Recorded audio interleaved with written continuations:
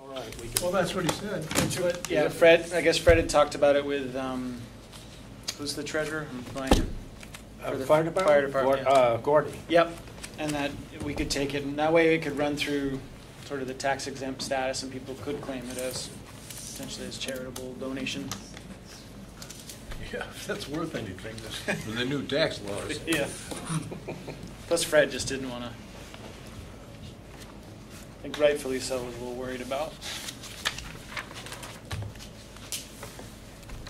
handling those funds.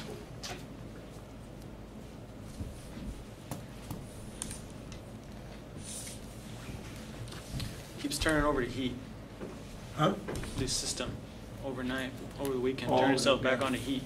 I know this was red. It was 38 degrees this morning. It probably needed heat. Yeah. Is this going? Yeah. You feel it? Yeah, we got it going this morning. Came up with Keith around midday. It was balmy, but not unbearable.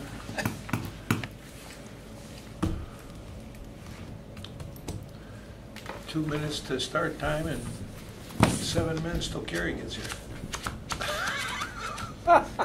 Deanna had a scout thing, so I'll start everything rolling. She rolled in yet, there, Sal? No? No, she's currently doing about 75 now, Route 100.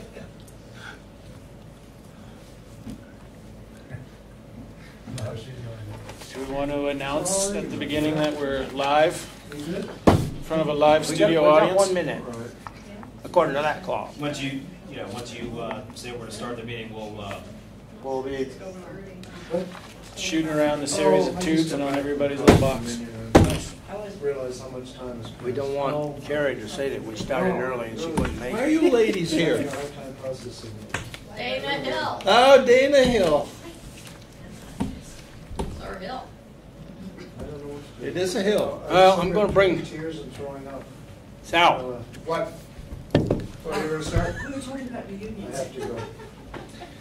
I have to go at age. we'll bring the meeting to order. Any additions or removals to the agenda that nobody, no one knows. No change. Public forum. Nobody but public forum. Discussion and decision on the tax mapping proposals. You want to announce it? Sure. Well, no. No, you go ahead. Okay. Oh. We were going to announce under public forum that we're live tonight. This is are we the initial test, the very first? on TV. On TV and streaming on YouTube and Facebook. Live TV. So we're live. Jeez, I'm glad we're live. Yeah, we're live in a brave new world. That's what we're We're doing. live each time we met.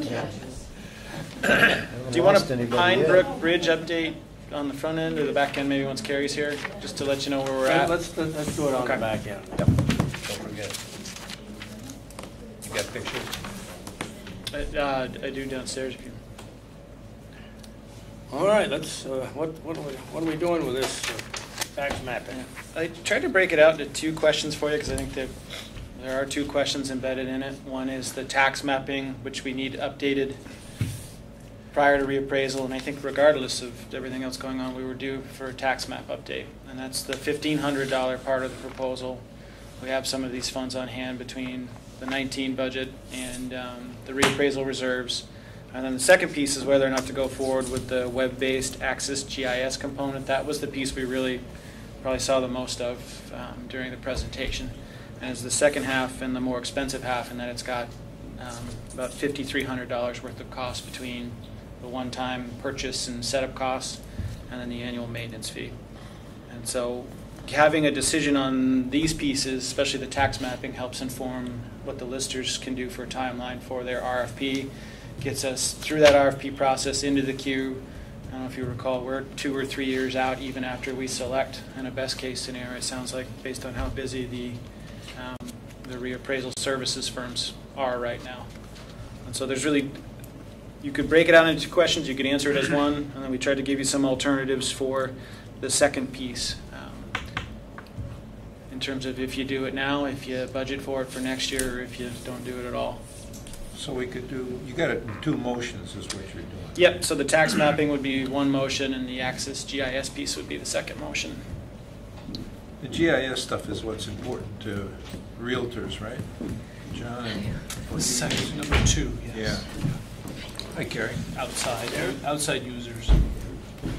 And really, I think the town committees, the zoning administrator pushes a button and all the abutters are lined up, and the planning commission can use the data, and the zoning folks can as well.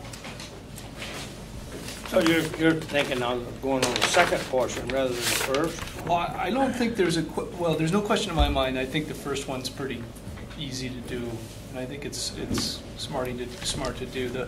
I've spoken to the listers, just running into them on the street, and they're really hot on this number 2. They really want it. They want it badly, and you know, I think if you look at the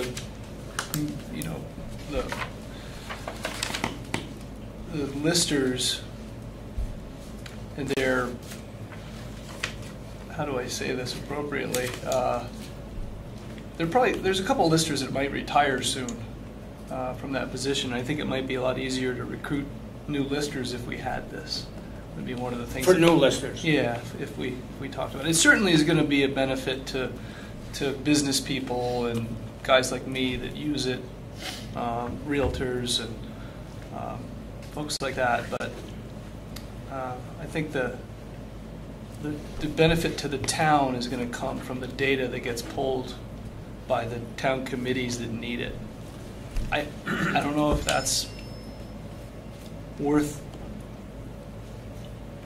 $2,500 a year in a time of austerity, but it sure would be nice to have. That was my question.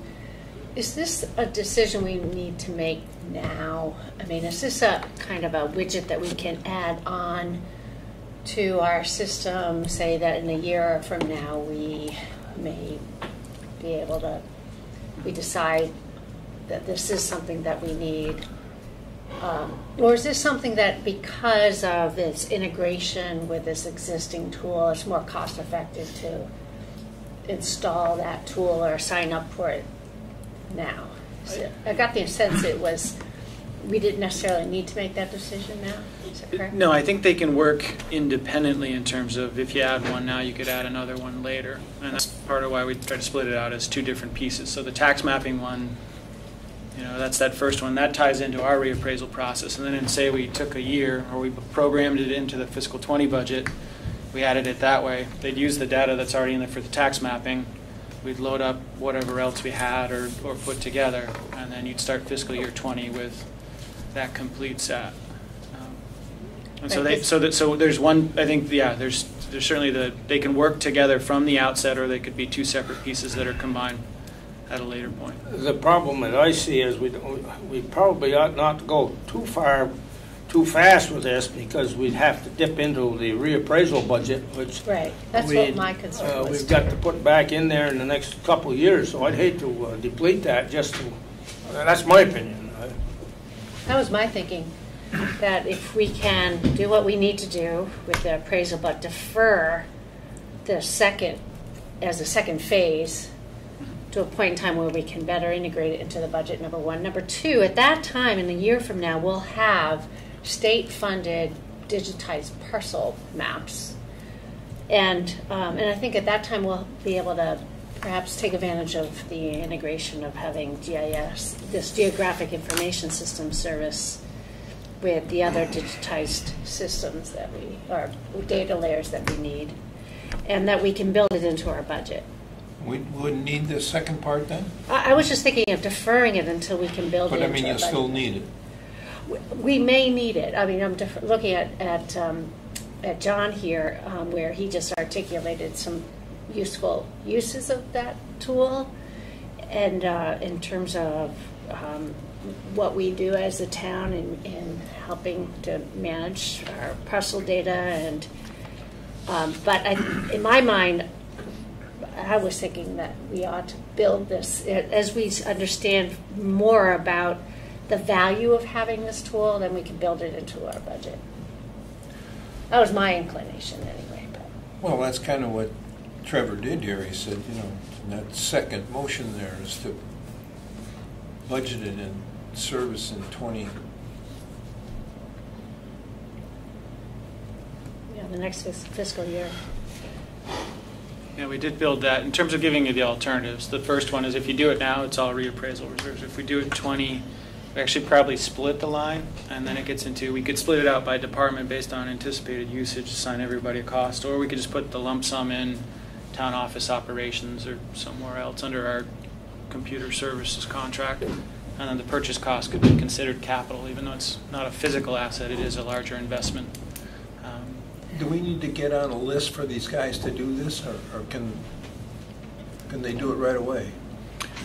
I think we'd be lining up to do the tax mapping piece sooner rather than later if you went that way, and then we'd be queuing up for 20. If you went with both pieces, I think they'd probably try to schedule it with us where they can do both as concurrently as possible. But it sounded like in talking with the listers and from the presentation that the tax mapping piece, if we decide tonight and we engage them tomorrow sometime after the start of the fiscal year, they can begin and wrap that work up so that it's ready to go when an RFP is ready to be published in mid-August or whatever that day was that the listers had looked at one point. And so that's how we'd be trying to tie it into that so that it doesn't hold up that RFP. And that's where we really want to get in line. That's the line that probably matters the most, is to get into that reappraisal services line. I agree. Seems like the best approach to me. When I went through this and I ended up, I think, exactly where you ended up, Trevor. And I didn't cheat. I didn't look at the bottom line. I just thought, this is divisible, so let's do the first now, do the mapping now, because I don't know that it's necessarily budgeted, but we can find the money. The other is a greater expense. But, you know, I won't be shy about saying the value of all of this is still elusive to me. People who use it, like maybe John and others, have a much clearer understanding of the purposes and the utility of all this. So that leads me to this question. If we were to go ahead with the tax mapping this year, and for whatever reason didn't do, I mean, it starts with a complete acceptance of the fact that in an era of austerity, if the second can wait, it should wait. That's the way I look at it. But let's suppose it waits and then we decide not to. Does item number one, have a continuing value in and of itself? That's my question. We should be regularly updating our tax maps, and we have for years. I think the period we're in right now is also a transition from one service provider to another. And so there's value in doing that, getting them updated now prior to reappraisal, and then getting into a regular schedule of updating so that they're as current as possible. And we've budgeted roughly that amount for a number of years. Extending this to its most extreme limit, if we look at number two a year from now, and for whatever reason the sentiment is against engaging in number two, we still have something that we've purchased that is of ongoing value for us to town, business, and people in town. That's correct? At a minimum, we have a new updated baseline for the tax maps, which are a key piece. Then I would, with that piece of information, which I needed to hear, I certainly agree. Doing part one this year and looking at part two next year.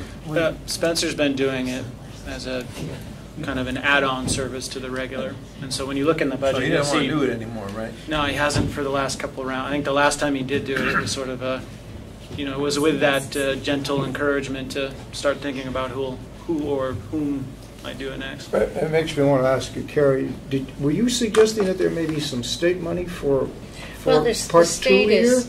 The state is actually digitizing the data layer for the parcel delineations statewide, and creating this geographic information system data layer, and that will be available for all towns to use. It'll be on a consistent platform that's built using the same standards. So over the course of a year, we actually may discover other things that may be available to us that are just as usable as stage two, only less expensive. Well, Is that possible? It's two different things. One is the parcel data layer just shows you the delineated lines on the map to differentiate one parcel to another. And that will be probably based on the highest available remote sensing data called LiDAR, and it's going to be, at a standard that will be, a standard used from every community across the state. What this is offering is a little bit different, but it's still a geographic information system portal or database with, and I imagine when it talks about associated records, what it has probably done is built attributes into that data layer that contains all the paper and data that is now will be scanned in and be part of the attributes of those data layers. So you have kind of a one computer-based system that's map-driven to be able to find and query the history and the land use, land cover, and then the other important attributes, tax-related attributes, perhaps on that, about that parcel. And so it becomes a much more robust system is what they're offering. But we'll at least have pieces of improvement over time. One would certainly be what we're talking about here with this new tax map. And the other would be taking advantage of a digitized data layer that can at least provide clarity in terms of what the our residents are, what their properties look like, and so. But I think that just provides another stage of technology that can help us better be of service to residents and taxpayers, and but gives us more time, in my mind, to better articulate what would be the value of having, this second web-based Access GIS. It sounds like we've identified some of the values on that, but in my mind, again, in this period of tight budgets, we might, if we can, and it sounds like we can defer that. Based on everything that's been said on a staged approach to this. So. Well, it would also give us the opportunity to discuss it a little more and then budget it rather than stealing it from the reappraisal fund, which right. I don't think is a good idea, really. Nope. No, I Right. agree. So we're going to do the first part then. Well, we got to have a motion. I'll make the motion.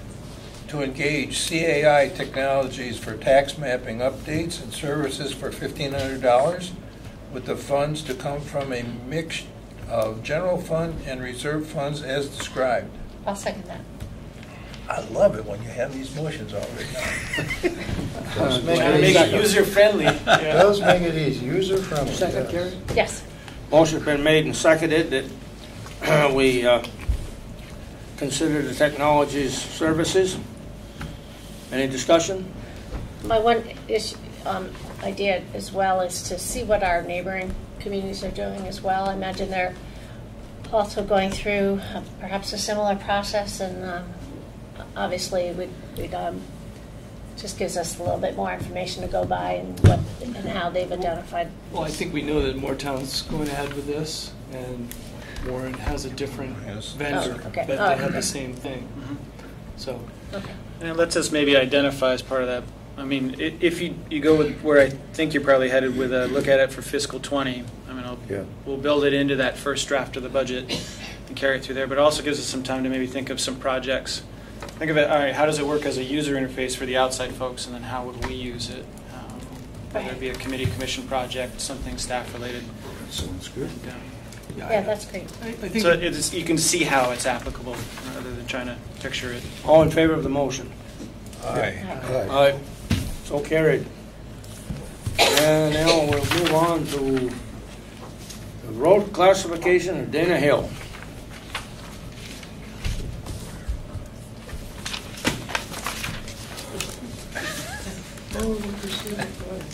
We seem to have a crowd here. You guys all sign in for me too. Some are even incognito back there in the back. Do you want me just to Go ahead and give an maybe overview of just that. do a little overview of where we're at, and maybe that helps everybody as we start. So back in, you've gotten into the tradition of trying to identify whether or not there are any roads to discuss for reclassification. It's ranged anywhere from lowering a class, you could raise them up a class, you could discontinue all or a portion. And so each year you've tried to do in manageable bites, a few of these at a time. Thinking ahead to goals, priorities, and work lists for this year, Dana Hill was the one that was identified to talk about. The discussions early on centered on reclassification of the Class 4 piece down to a legally established trail, possibly for that small Class 3 piece right on the very beginning as well. And so in order to do that, there's a process described in Title 19 of statutes. So the memo and the timeline try to show you from today, if you decided to proceed, what would that look like? And that section, those sections of statute provide for notice. And they're very specific on who gets noticed and how, the different process elements you have to go through on your way to making some kind of decision. So the first thing, really what you're doing tonight is essentially, this is a discussion about whether or not to start the process in earnest. Because the process starts in earnest with notifying everybody for what they call the examination or the site visit and the public hearing. And those have to be at least 30 days out from today. Site visit is exactly what you think it is. You're on site, anybody who's interested can join. It's a chance to view the road, take feedback, have a conversation about it. The public hearing is an extension of that. After you close the public hearing, you are essentially in your deliberative phase, and you've got some time to make that. Statute wants a report about 60 days from the close of those two first pieces, so that puts you in mid-September for that. So it gives you about 2 months to deliberate after you close the public hearing. And so if you went forward to talk about reclassification today, I think I wrote July 11th as a site visit date. That's right on the 30-day mark. There's notification by certified mail. I'd suggest maybe we push that to the rain date of July 18th instead of rain date for the day after, say. That way we get a little more than 30 to make sure that everybody gets enough notice. There's notice in a paper that would occur at the end of June. You'd have a site visit. The public hearing would be at your regular meeting, second meeting in July on the 23rd, right at 6:30 to begin. You close that public hearing, and then you can deliberate. You could also continue it. You have a couple of different options, obviously, from a process standpoint. And then there's 2 meetings in August and probably another one in September, just regularly scheduled, and you could always put special meetings, special dates for public hearings in between. And then a report's issued at that 60-day mark. Can you explain Class 4 and establishing a legal trail for the audience so that they know what the most happens? Basic differentiation. It's a public right-of-way now. It's a Class 4 road. We don't statutorily have any maintenance obligation beyond culverts and bridges. You can choose to do additional regular maintenance, such as winter plowing is the big one that comes up in Class 4 roads. Grading and some other things too. You can make that an additional level of service. If you do a legally established trail, you maintain the public right-of-way. It's still open for those uses. It's still passable. It's just you don't have any of the statutory maintenance obligations that come with a Class 4 road. So it relieves you of any of the bridge and culvert work and any of the.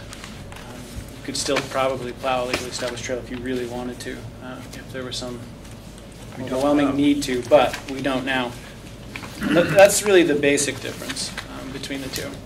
Well, at the present time, as a Class 4 road, Kerry, get me if I'm not right on this, that the new recommendations from the state is that we have to go up there and fortify the waterway so that it isn't washing the road. Am I right? There's what's called the municipal road general permit, which most municipalities are under that, will be under that permit. The requirement under that permit is for municipalities. Excuse us, we can't hear. I'm There's sorry. an air conditioner on, so could you speak up? Sorry about that. Plus, I was referring to the municipal road general permit, which is a statewide permit where every municipality, or virtually every municipality, we need to conduct an inventory and identify best practices, locations for best practices to reduce the road erosion that can occur. It makes sense to do that because it saves our roads while at the same time helps water quality. With respect to Class 4 roads, it's more restricted in its scope, but it does require municipalities to identify sections in Class 4 roads that are gullying out. basically water's concentrated so much, perhaps on the side ditches, that has created significant gullies, and then the municipalities on the required to address the gullying that has been the result of that concentration of flow. Now, the state is giving the municipality time to address that. Their first priority for municipalities to comply with this municipal road general permit is to address their class 1, 2, and 3 road needs. But class 4 roads that have caused or have significant gullies will need to be addressed within a 17-year time frame. Now, stream crossings are another issue. If you have a class 4 road with a undersized culvert that's passing a stream that's running even seasonally, and that structure fails, those structures have to be replaced too, to ensure that you're properly sizing that culvert so that you're not creating further instability that can jeopardize even the function of that road. But fundamentally, it's about the gullying.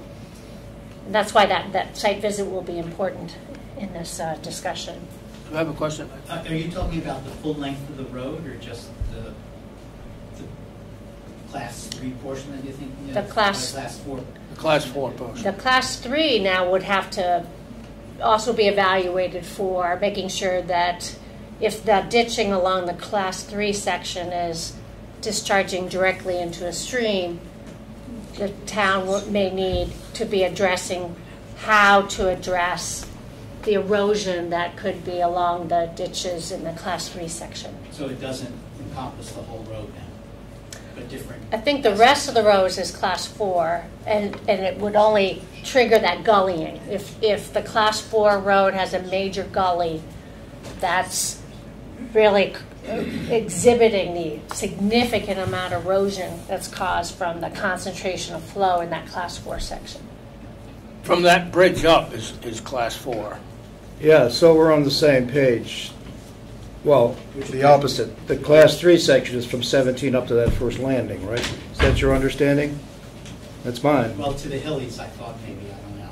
Is that? It's that first stretch, the first stretch before you take the left. Class 3 up to Hillies. That's the class 3 section that we're talking about, okay. So this discussion is about the rest of it on 4 up. And is there state funding available for that, or is there, it's all on the town to bring it up to the standards? Well, the upside is there's some state money generally to help the municipality comply with that municipal road general permit. It gives the municipality the flexibility to determine which road segment they'd like to target first, keeping in mind they have about 20 years, 17 years to try to address all the major erosion problems along our roads. And so we typically have addressed our class 1, 2, and 3 roads first and foremost. But we do have, we're lucky to receive some federal funding a year or two ago that's enabling us to work on a class 4 road in the town. The federal funds, thanks to the Lake Champlain Basin program and the Central Vermont Regional Planning Commission, is helping us be a part of a pilot project to look at class 4 road fixes and then use that as examples for the other communities around the state to show by example how can you address some of these gullying that forms. So we are able to at least sign up a portion of the Ronk Road as that pilot project. What we could do is find out if there's any more federal funds available for another class 4 road segment. But the funding right now is through a program called the Grants and Aid program, where it provides direct assistance without having to have the state apply for a grant, direct funding to the municipality to use these dollars for compliance with that municipal road general permit. In fact, part of our agenda today is going to be talking about year 2 of that funding program. Yeah. So the state forest has a lot of land up there. Do they have any requirements or in helping care for the road?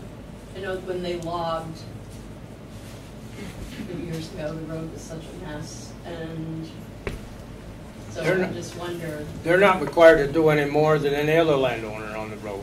Okay. Unless they tear it up, you know, then they gotta fix it. But Although the Vermont Department of Forest Parks and Recreation is in the process of a back-to-back upgrade of what they call the acceptable management practices pertaining to logging roads or logging jobs.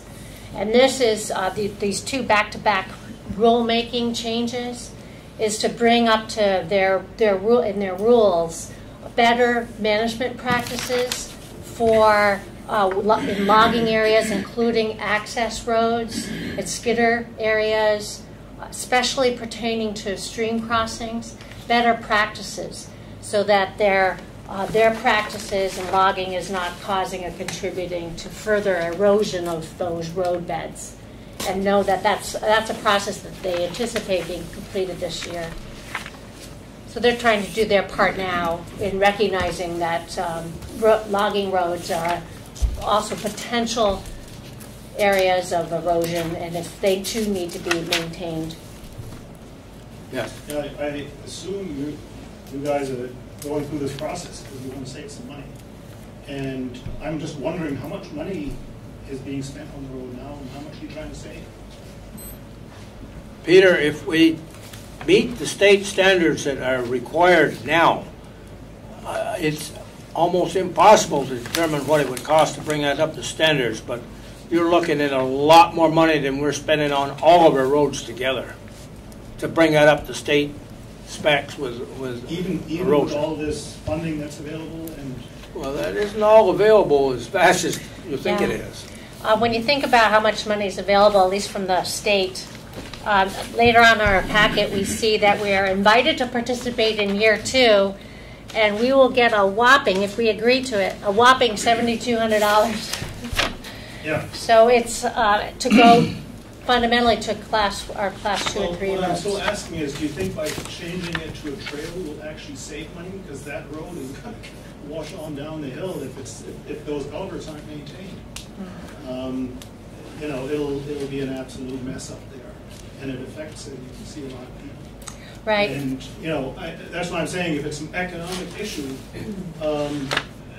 you would think that you know, sending a bulldozer up every now and then and maintaining those ditches would be the best and the most economical way to ensure that we have an actual working road where, you know, where half a dozen people are living up there.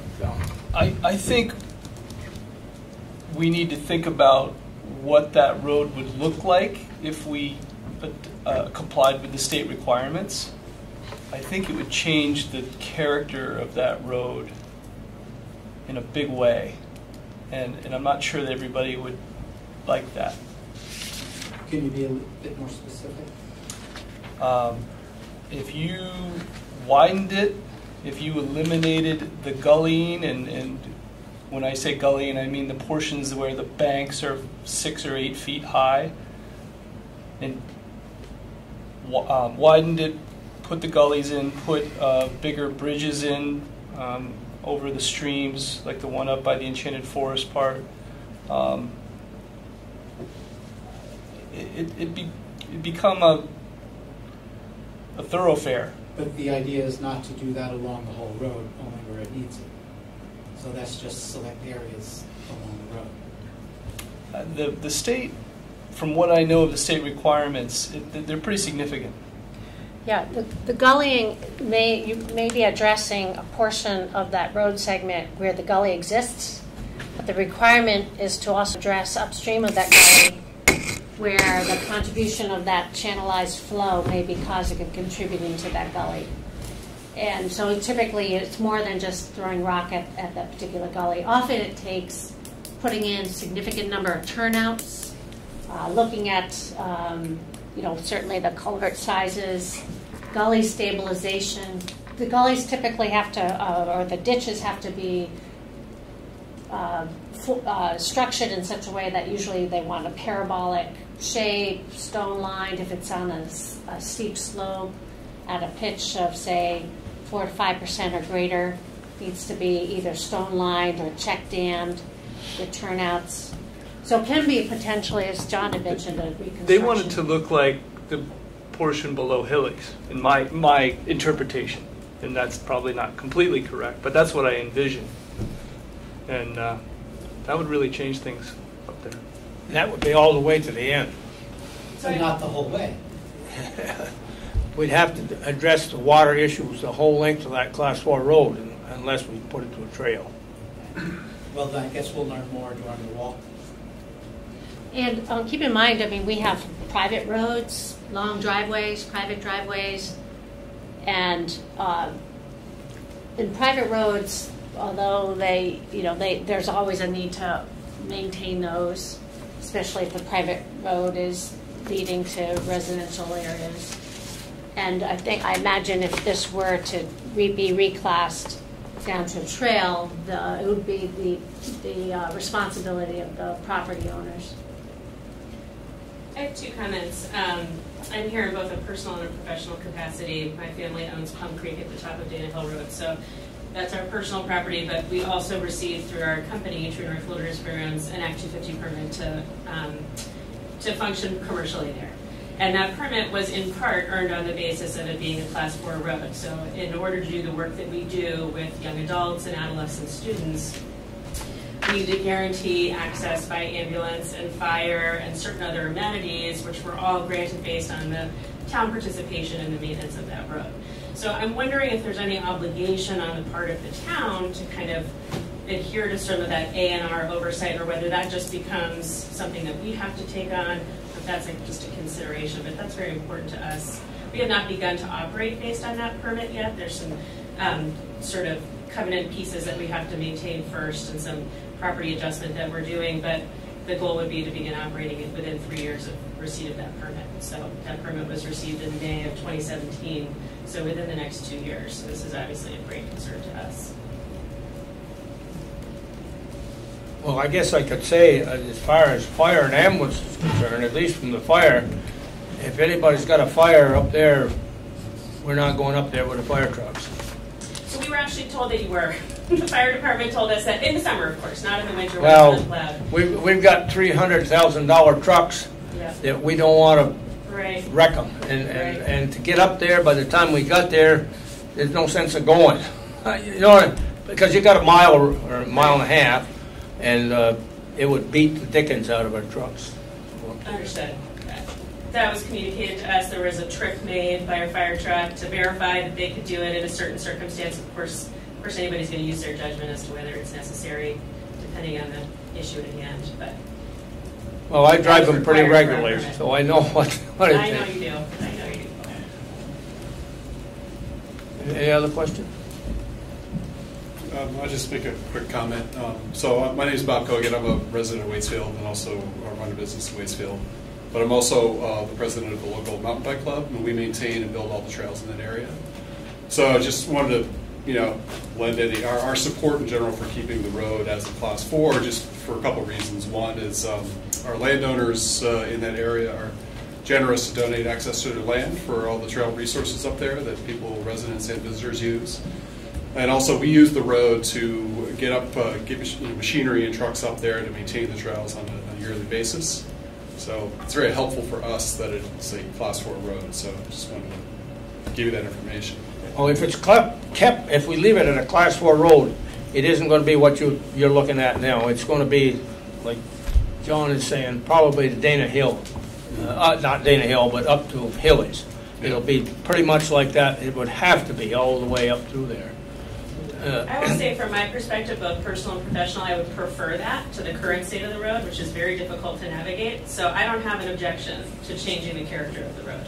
I would prefer the character of the road change to be more navigable. So that's just, if that's a concern that you have in terms of sensitivity to this landowner, that's my opinion. Well, I think we've been looking at it economically also, because $1 million is not going to fix that road compared to what pieces of road that we've done and the costs that we've done. $1 million won't touch that road. to bring it up to the standards that we're working on, according to the state. So is the purpose of declassifying it not to spend that $1 million+? Well, it avoids us meeting the state standards on Class 4 roads. But is that this is the purpose of why you want to maybe declassify it? It's the main purpose, one of the main purposes. That wasn't pretty obvious before we got here. So I'm wondering if anybody else is going through this. I mean, there must be a lot of Class 4 roads which are going through this process, or is it just ours is the worst one? I mean, my hope is that we can maintain what we have now as opposed to letting the whole thing wash down the hill. I mean, this is our home, and a few other people live up there. And if it's a trail, it's going to make home life a little bit tougher. Well, Peter, to answer the first part of your question, we have a list of a number of Class 4. I think they're mostly Class 4 and out roads that we're going through. There'll be others. I think that because this one would draw some public attention, we wanted to take this one alone. There's no other roads on our agenda for this year, as I understand it. I don't think we're picking on any particular people, Peter. No. We're picking one road at a time, and there's many towns that have automatically discontinued maintenance on Class 4 road and turned them all to trails without any work on them. So after this year, I think this is the only one we're going to attempt this year. I think that the plan is to have something done every single year, so go through the list rather slowly, but methodically. And your road is up this year, second year of our doing this. I just wanted to say something, and I don't want to throw a wrench into the works here, but when it was a Class 4 road, well, it still is, we had no obligation to do any summer or any winter. But you will recall, you came to us and asked for a little help every now and then, asked for a truckload of gravel or something like that. So I think a number of years ago, we actually sent the bulldozer up there, which at some expense. But so you asked, and even though we had no obligation under the current classification of the road, we cooperated with you folks. We understood that that's a tough road and gave you some gravel. I don't know if we spread it or if you spread it, but I don't remember a delivery or two back there a couple of years ago. As a trail, and again, this is where I want to be very careful because we're not making any commitment here. Nothing prevents you from asking for a little assistance along those same lines, even if it gets classified as a trail. I can't make you any guarantees at this moment, but nothing prevents you from asking. Yeah, I see it just a minute, Peter. You got your neighbors wants to speak first. Oh, for the record, I've owned land up there for 40 years now, and we didn't have to ask the town to come up and do anything. Automatically, they'd come up once, maybe twice a year with a bulldoze, quick bulldoze up, quick bulldoze down. It maintained the ditches, it maintained the water bars a little bit, and the road was in decent shape, it wasn't in great shape. 8 to 10 years ago, the town stopped doing that. And that's when we started asking if we can have some help. I remember so both the norm of those. was kind of just run up with a bulldozer, which probably cost $500 a year to pay somebody for a bulldozer. And not having that done has caused a lot of damage to the road. Well, I actually, you refreshed my memory a little. I think we did do something voluntarily. Again, under the current classification, it's within the discretion of the town. We exercise the discretion to do something during summer. We did. I also do recall the bulldozer, and that I think that I know for a fact at one point in one of those years there was a request. Could we get a little assistance? Could we get a little gravel from the gravel pit of the town? I remember that distinctly. I don't know who it came from, and I think we acceded to that. I can hopefully clarify that.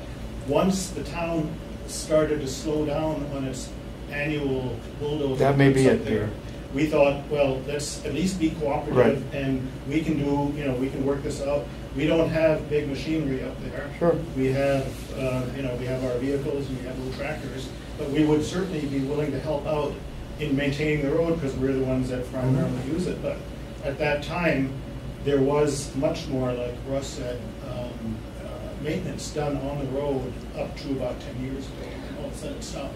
And that's when we said, well, the stuff is washing down the hill. We need to, without any ability to make any kind of a commitment now, the only thing I could say is nothing prevents you from asking in the future if the road gets reclassified. well, all we ask now is that we don't lose what we have worked so hard for the last few years to have, which is a passable road. Mm-hmm. And I think about 15 years ago, just a full picture of the history, I know the town and maybe the Friends of the Mad River was involved, and the Conservation District did receive a Better Back Road grant. That's what I thought. Yeah, and had done some reconstruction of those ditches, because that road does turn into the river itself, and I think there was some effort to try to address the some of the maintenance needs there. But since then, unfortunately, the Vermont Transportation Agency makes Class 4 roads the lowest priority for funding. So the only opportunity is, I'll check. I'll do some checking with the Central Vermont RPC to see if we can get any more of this federal funding to create a potential opportunity there. And but know that the small amount of grant funding that we get, we've already have a significant list of road segments that are Class 2 and 3, so they're used more frequently, that don't meet the state standards. So we're trying to prioritize those areas that we know are having major erosion problems of our infrastructure, while at the same time trying to be compliant with this new permit. Well, $500 won't drive the bulldozer from one end to the other. I think prices have changed, but that's what it started out. Well, that was a few years ago. It was. But what would it be now? Well, it probably cost $500 just to get it moved to the bottom of the road. I'm guessing you'll probably be taking 10 hours, probably $1,500, $2,000, what it was cost, at least.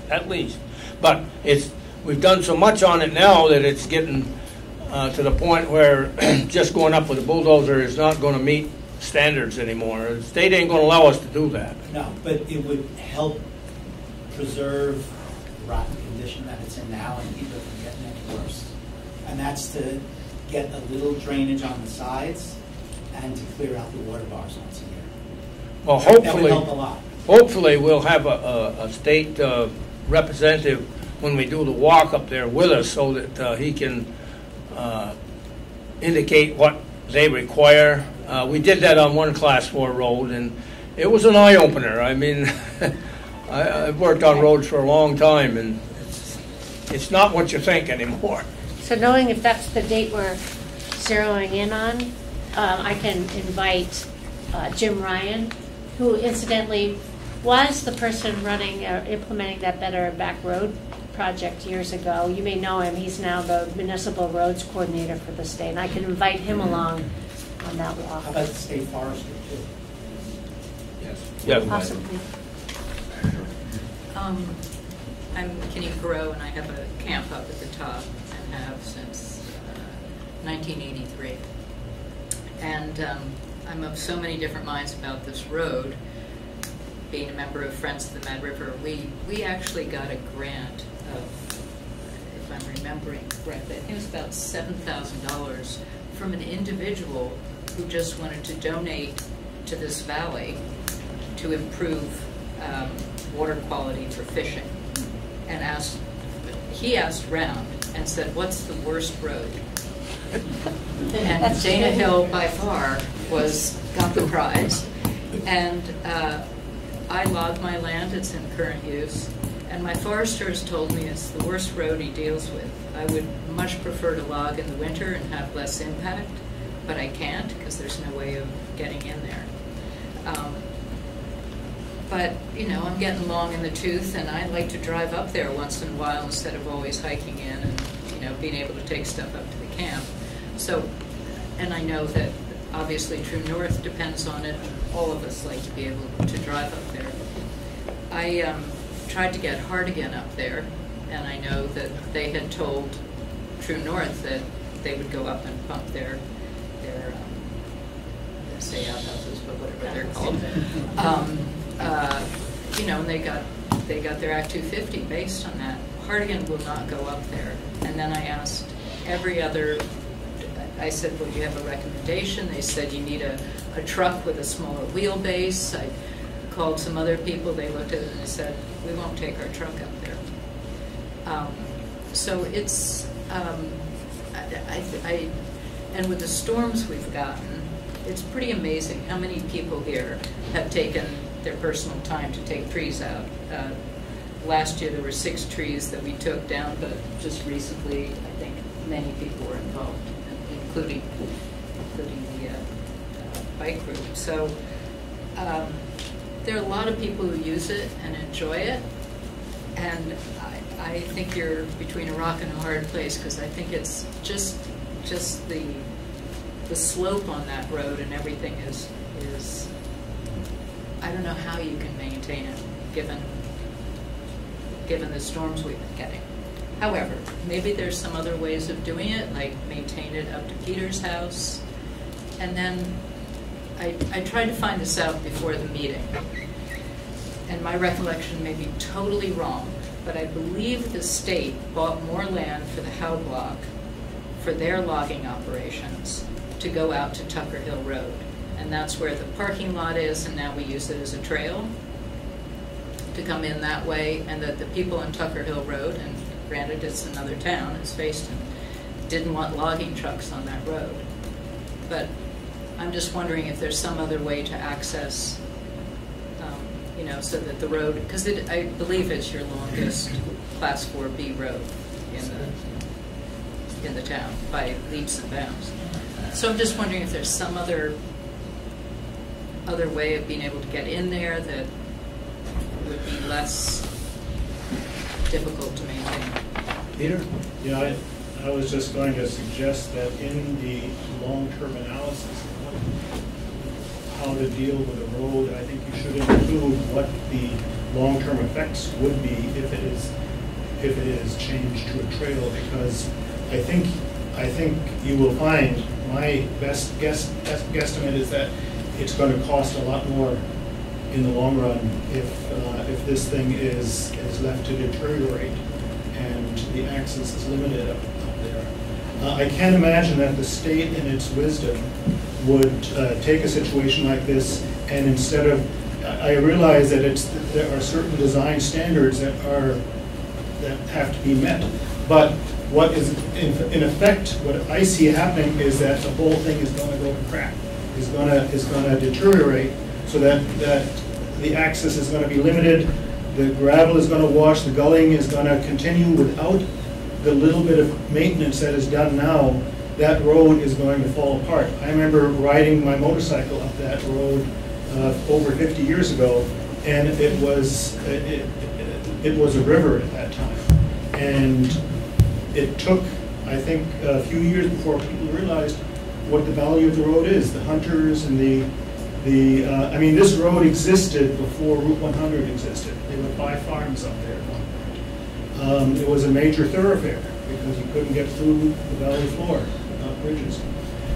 So I think somebody has to take a look at this thing and say, here we have something that is of value. We have something that affects a lot of people.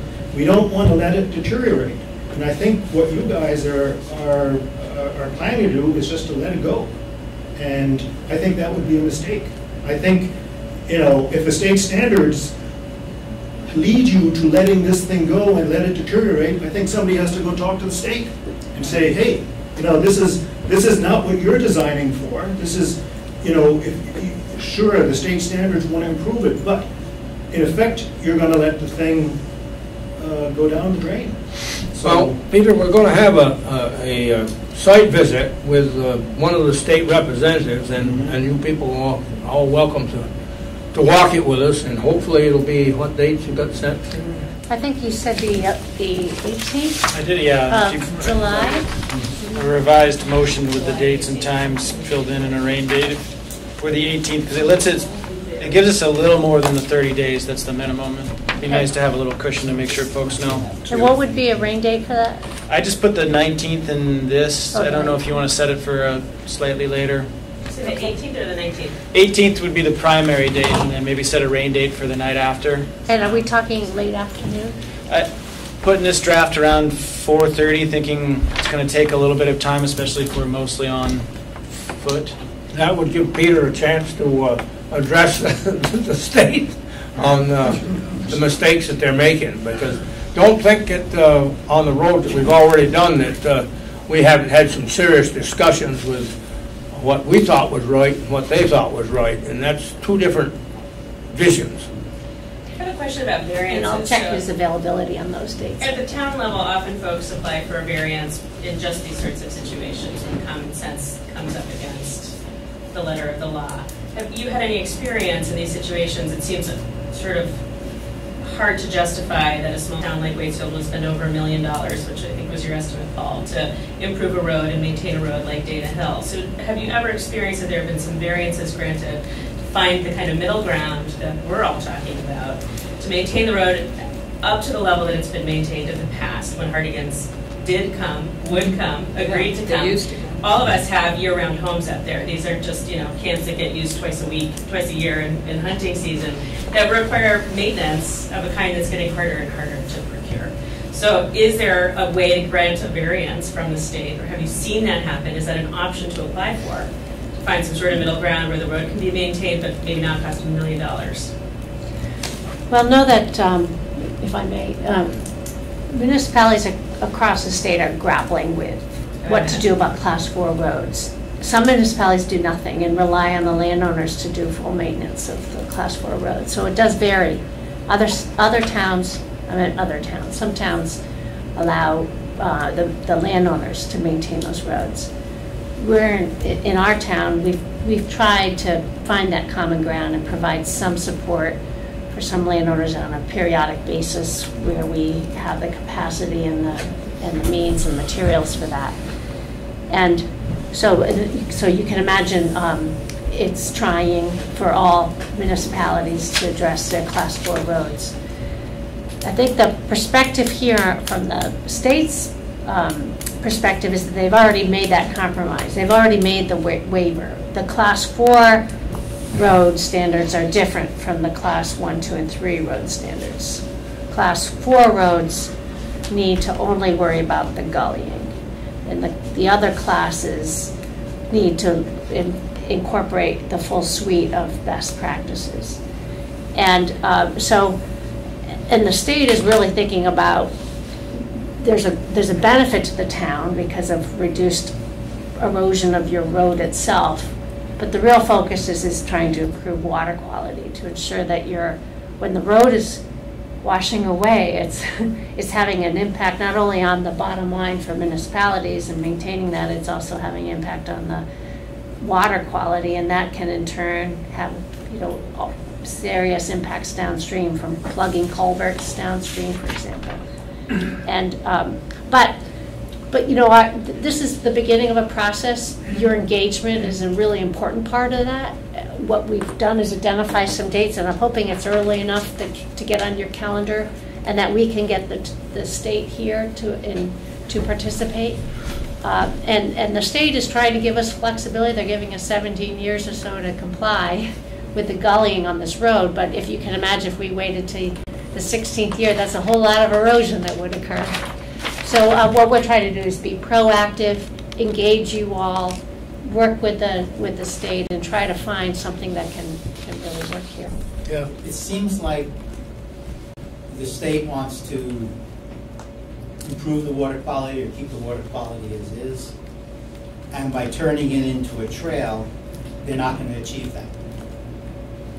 And what's the purpose? We're not trying to improve the water. I mean, trying to say, I understand that the town needs to save $1 million, but by turning into a trail, you're just saying, okay, we don't have to comply, but you still have the initial problem that you're trying to fix. I'd like to have you all come on that site visit to ask them the questions rather than us, because we aren't making those decisions as to how that we have to deal with those roads. The state is making it for us right now. So I would invite all of you on the 18th to take that walk with us, or ride, or whatever. I'm with ride, but and go up that road and talk with those people. I also, sorry, Kitty.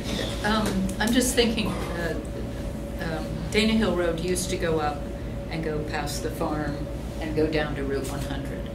And the select board threw up part of Dana Hill Road in '73, if I'm remembering correctly. And I always was curious where that was. And there's some landmarks on the land where it was, where there was a stone wall, which is now full of trees. And then it goes down the hill to Route 100, and it is a complete, it's a gully. It's totally eroded, but it has a lot of trees in it. Mm-hmm. It's really steep. It's really steep, exactly. So, so I think you're saying if you, and just so I can get ready for this next meeting when we walk it, if you're saying you turn it into a legal trail, that we could all get together and maintain the road if we had the means to do that, and maybe ask for help once in a while from the town, and you're not guaranteeing anything, and that would still be a legal trail that we could drive on? Anybody could fix it if they so saw fit, but they probably would have to meet the standards of the state. The same standards too. But years ago, that road went down the hill to the old Bragg farm, but it also forked off and came out by the old Irish farm or the Sugar Bush Inn. Yeah. And I don't know if that was an official road or not, else that way. Actually, the private roads don't have to comply to the road standards, which is unfortunate. I mean, because we know private roads can cause a contributor problem.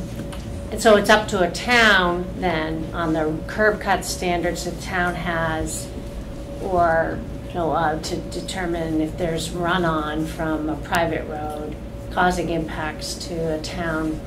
There is state statute that says the town does have some jurisdiction over those situations, but fundamentally, if it's a private road, it is the responsibility of the landowner to then maintain it.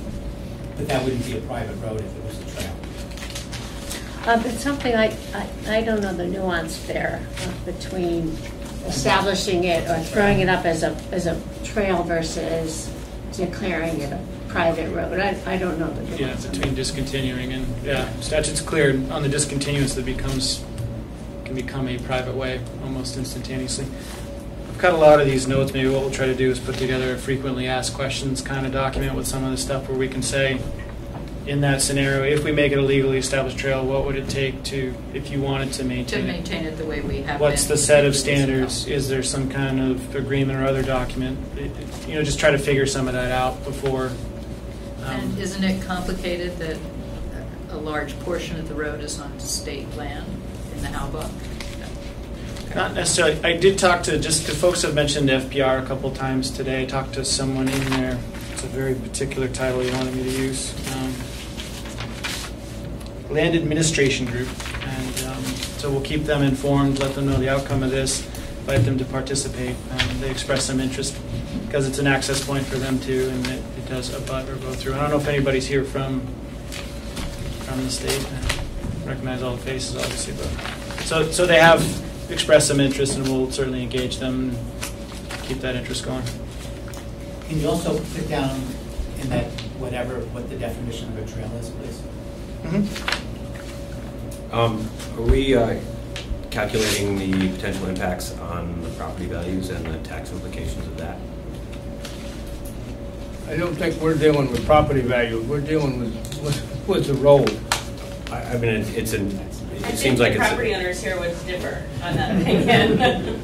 I would we don't do the list. None of us would have insurance anymore. That's a big deal for all of us. And maybe it doesn't matter to you, but it matters to us. Well, I would invite all of you to come on the 18th and ask the questions of some of the people that probably are telling us what to do. Yeah. And maybe we'd have a clearer understanding of where we are from that point on. And other than that, go ahead, Joe. I've seen this as a dilemma ever since we started talking about it, because I've been up that road and I know people up that road, and we haven't really done anything the last couple of years up there, so I can see where it's getting worse. And I can't imagine what's going to happen to that road when it becomes a trail. If we never go near it, it's really going to become a disaster. But I think we need to move on and do this motion so we can get this started. And it's the motion has a word in it that's consider. So this is what we're going to do. The motion to consider reclassifying Dana Hill Road from a Class 4 town road to a legally established trail. Schedule a site visit for July 18th with a rain date of the 19th, both at 4:30, and warn a public hearing for Monday, July 23rd at 6:30 p.m. in accordance with the provisions of 19 VSA 709. Do I hear a second? Kind of motion? Yes. I'll second it. Motion made and seconded by John, I think. No, John did it first. He beat you. Oh, it's okay. Fine, I'll defer. And before we make a vote, the only thing I want to just add is I think it's going to be a terrific opportunity for us to kind of all get our heads together and see the conditions and see what our options are. I mean, May at the end of the day, we've had options on the table for other Class 4 road segments where there's kind of a sharing of responsibility too in terms of the cost of maintaining roads. So I think we can put everything on the table in this process. The decision we make today is to engage a process, and it is a process, and it should be viewed that way. This process is going to work best when those who may be immediately impacted are involved. And you've started that, so this is a good thing that you're here. And we'll be listening to what you have to say. Excuse me, I don't understand why or how you are, so you're all agreeing that you need to look at this as a trail. You all agree, my hearing's bad, you all, how you read that, to me it's a Class 4 road now. So you're looking at making it a trail instead of looking at how the state has upgraded the Class 4 requirements. To me, you should be looking at that, whether you're going to do that or not go backwards. So the wording tonight for you all to make a decision on this road, which has historical value, it was the first road that was settled in the town, to me is, if you couldn't get across the bridge at LaRue's, that had to be replaced. It has a big thoroughfare. It's not going to be turned into that, but if the state has a requirement for everyone to improve Class 4 roads, to me, that's the question. The question is not to go back to the trail. Am I making any sense here? Well, that's one way to look at it. That's the way we look at it. That's the way the town looks at it. I just have a final But question. I think she's got a point.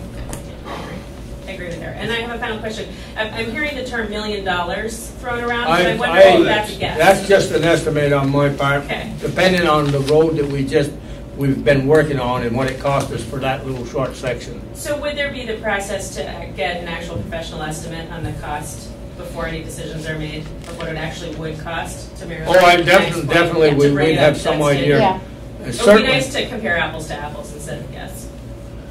And that's why having the state road coordinator, municipal road coordinator, will give us a better sense for what our obligations are along that road. And another question, if the state has this requirement to upgrade the road and you don't upgrade the road, what happens to you?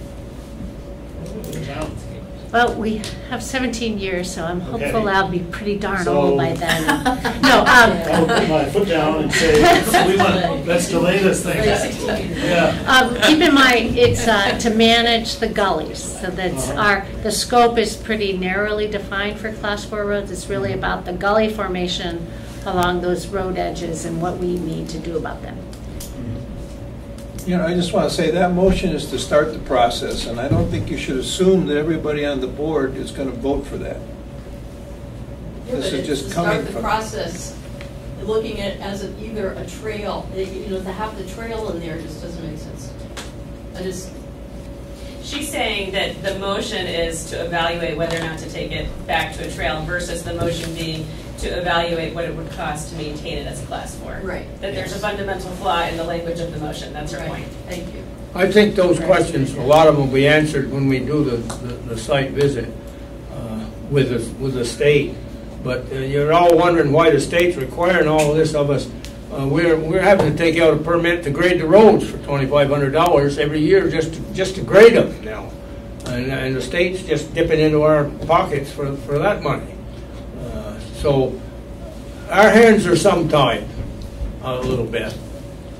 So although, just to correct that, the fee was just, this legislative session just reduced that fee down to... They did reduce it? Yes, for our municipal size, I think it's 1,800 or 1350? 1350, down from what a break. 2,000. So we got a little bit of a break. If there's no other comments or questions, I'll entertain the question. All in favor of the motion? Aye. Aye. That's just a start, people. That isn't... We haven't reclassified it, we're just looking into it, put it that way. Thank you very much. Thank you Well, all. we thank you all for coming, Thank because you. it only makes it a more robust discussion and know We'll where see we you need on to the go. 18th of July. What about the 19th, the alternate date? You didn't read that last. Yeah, it's You 19. didn't put it in it, I didn't hear it. Yeah, it's in there. It's in there. 19th is the rain date. It's in there. So Where should- 18th is the date. Where should we meet? Should we meet at the... 19 the rest. 19th is the rain date. Better meet at the town office here, because there's no place to park. Well, you can park before the bridge on 17 and Right. walk to. Yeah. Drive up to the state parking lot. We invite you. Thank you all for To drive coming. up to the top? How about our bikes? Not the top. And then we'll let You folks can know shorter where we can meet there. Thanks, Tom. Get up there. Thank you for. Thanks, Paul, for your comments. Thank you. Next question is, when do we get the sidewalk? Well, that's a good question, Peter. Ask that now, Actually, we did bulldoze that several times up there, and it's Yes, got we to the did. point where we can't bulldoze it anymore. That's right. Haven't done it for a long time. No, there's nothing there. It's corrected, but I remember how that all went. Yeah, and right now, it would take at least 2 days for bulldozer up there, and they don't run cheap anymore. We have the whole evaluation of this thing ahead of us. We've started the process, and I think that's Sandy? the right thing to do. And I'll commit You can to... move up so we can hear what you got to say, or we got to say, or whatever. So I'll commit to a couple of things, a couple of action items there. I committed to checking in with Jim Ryan on his availability to attend these events, these meetings. Yeah, we Okay. should have put that in the motion, perhaps. And then I'll also check in with the Regional Planning Commission to see if they were looking for some 25 different segments around the state, or at least in the Lake Champlain Basin, for class road segments for federal funding, and I could check to see if there's any more room. Beyond the one that we're doing? Beyond the Terry? one, yeah, because I knew that last year they're up to 18 out of 25. Is that So different people? the same people, like just an alternative funding source that's targeted to class 4 road segments. So I can at least see if there's any money. You know if Ryan has an assistant who can be available if he can't? Jim Ryan? He does not have an assistant. But, that being said, I may be able to get, the Regional Planning Commission planner has been educated on the municipal road. It's not as good as Jim, so. I think it's pretty important we have somebody. It's really great to have Jim. Definitely got to have somebody that... Jim's the best one, so I'll see Yeah, what I Jim can would be do. the best guy to me. All right, let's see. Budget status report. How about some good news? Hey, It is good I news. have good news, yes. Hey, we're 3 weeks to end this year, and I don't know about Trevor, but I'm really glad to end this year. We didn't do the budget. It had a lot of parts moving that we don't have anymore. And I think we'll be okay. So I don't want to, there's plenty of information here on a summary basis and detail basis, but basically right now, other than I had told you a couple of months ago that it was about a $44,000 shortfall. That we're now looking at more of a $17,000, $18,000 shortfall, and the big difference is that we found that in the debt service there was this was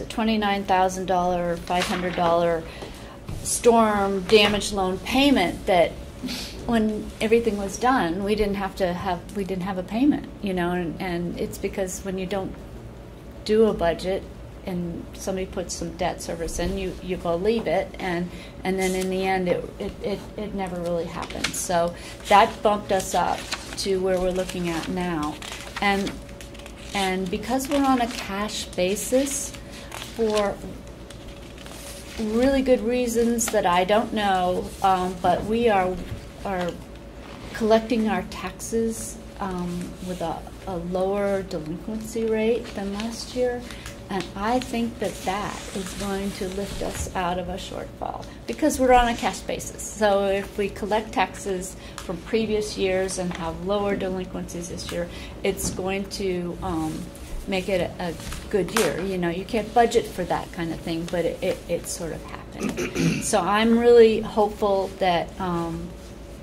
that this year we'll be fine.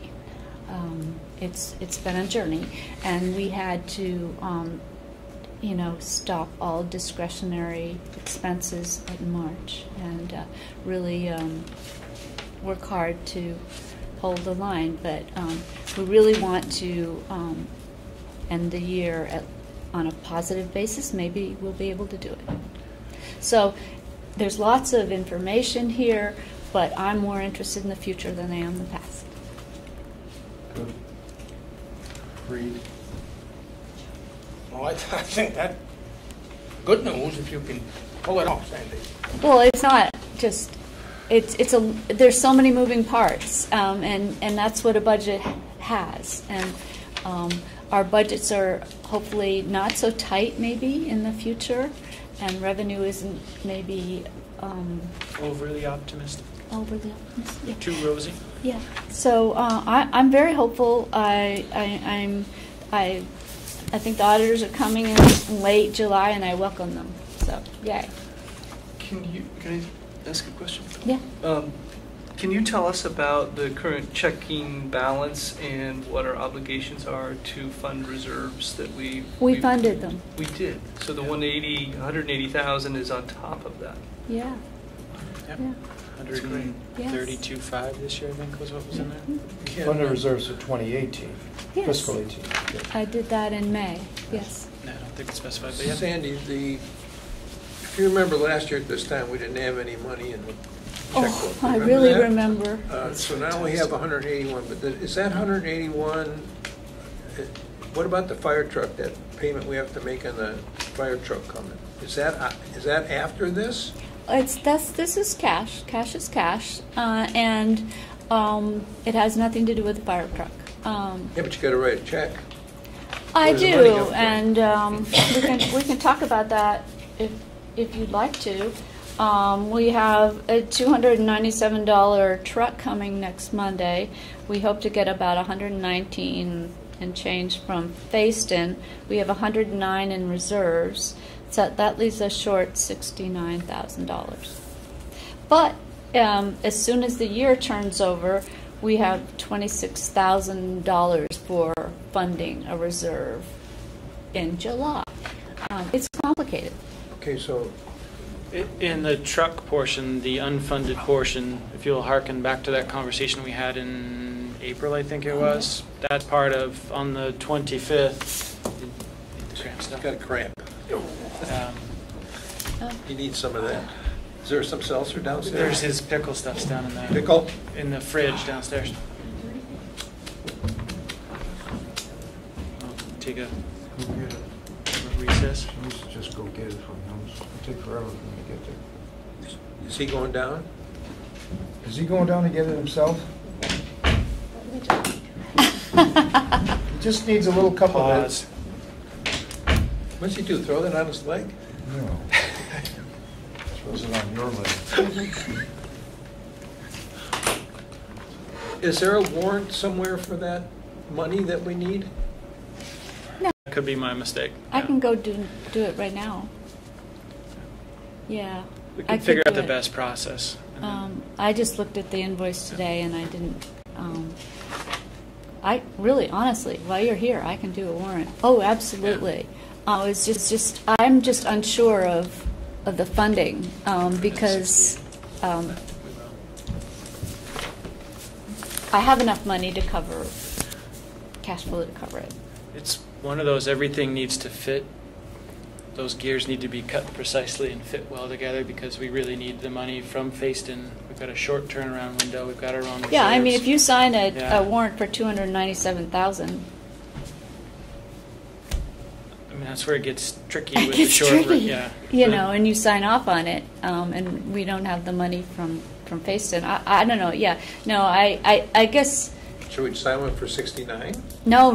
You have to sign it because I'm writing a check for $297,617 on next Monday, and I do need at least 3 select board signatures So to do you that. just need 3 of us to show up here on the days in the Yeah, near well, future? but when you let me loose here tonight, I can go down and do a warrant and bring it up here.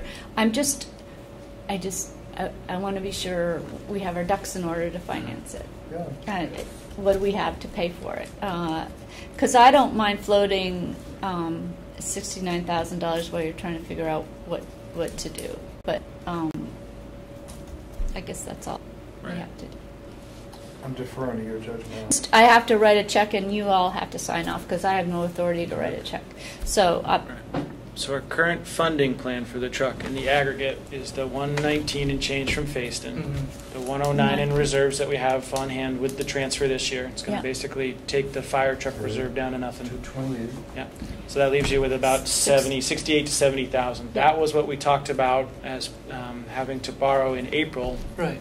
When we talked about when we thought it was coming imminently at that point, and we thought it was coming in July, and now We it's backed coming off on it, yeah. So we backed off, and so now it's coming in June. And so if we can get the money from Facein, what we're trying to float, the bridge loan from ourselves is about $70,000 out of unassigned fund balance. And then on the 25th, when we ask you for the tax anticipation note to have the fire truck, to have that loan for the remainder of the 3-year loan for that $68,000 left, because we had that larger conversation of we do this on top of everything that's already in the budget. So we're going to do a loan for the 69 or 70,000, and 26 of it can come from next year.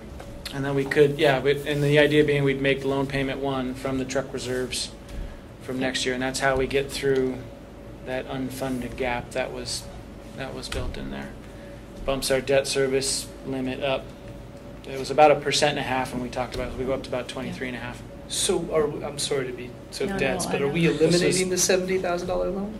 No, we would just be covering the $70,000 portion from when the truck arrives on Monday, say, if everything falls together, to the 25th when the loan would be executed at a meeting. And it gets even more complicated, not to have your heads combust, that it's going to have to be 3 one-year notes because of statutory concerns about how you borrow for fire trucks in particular. Well, Interesting. Yeah. And this is, we just ended. We bought and the it's truck going to and muddy the identify waters after, the end of the year, because we're on a cash basis, and if we're out $69,000, it'll hit our fund balance, and then if we borrow it in the next couple of weeks, it'll put it back up. But hey, we're used to having, as long as we have a plan. It's Are you going to be able to get the money from Facein? I sent the invoice and a letter and apologies for the short notice last week, and we'll check in again They've tomorrow. been expecting it. They've asked for a purchase order, and we've asked that the letter serve. Please consider this the purchase order. So we'll continue to bird dog that. Do we need that warrant or not? We need the warrant. I can go down and do it as soon as you let me go here, and I'll bring it back up and you can sign it with the rest of your others. I just, I don't like being $69,000 down at the end of the year because it makes it seem like we're Yeah, but we know what it is. Yeah. We'd rather be at cruising altitude. It's going to look like we're flying just above the treetops, I think, is the, Yeah, is the way to think of it. It's We're still fine. airborne. Yeah, but But yeah, it's yeah. a complicated. It's complicated, and it happens over the last 2 to 3 weeks a year, which is really tough. And also next time you meet, you'll be asked to sign a tax anticipation note, because we don't get our taxes until September 15th, but it trickles in as soon as we start sending out the tax bills. But we need to borrow for operations. From here until then. Yeah. And this is much less than we needed last year, or we borrowed last year, and I'm going for $200,000. It'll be a line of credit. I only borrow if we need it.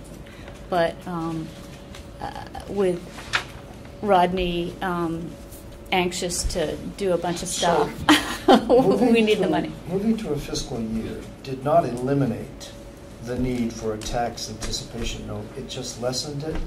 I think it would have eliminated it if we hadn't. You can say it. Well, we returned all of our fund balance all the time, and we had very, very tight budgets, and so there was no cushion. I mean, really, we only need a $200,000 cushion. That's not much when you have a, $1.8 million budget for the year. And for us not to have that is really, I think we can have it.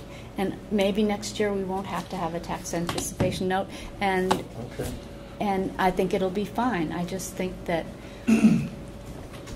we. A lot of towns have it. We do. A lot of towns. Yeah, but we moved we always to. had it. We've done it for a long time. Yeah, but we moved to a fiscal year, starting July 1st, hoping. But when you think about it, July 1st you start clean, and you don't collect money till September. It's funny when we you've got to borrow until the taxes come in, but unless you carry over a lot of surplus. Unless you carry over. Which you don't plan on doing. Because well, our fund balance policy would allow us to have the money. I remember this discussion. This was a big issue too. We could avoid this whole tax anticipation note, which never amounted to a whole lot, a little bit of interest. It really wasn't a big deal, but it sounded like a big deal. Yeah. And the transfer of the shift over to fiscal year, I still remember the discussion, and it was that need would go away. When I heard it, I said, wait a minute, there's still a span of time in there between the end of the fiscal year and the first taxes, and I never got a good answer. I think I'm getting my answer today, that there still is that span of time that needs to be covered. But the note is still required.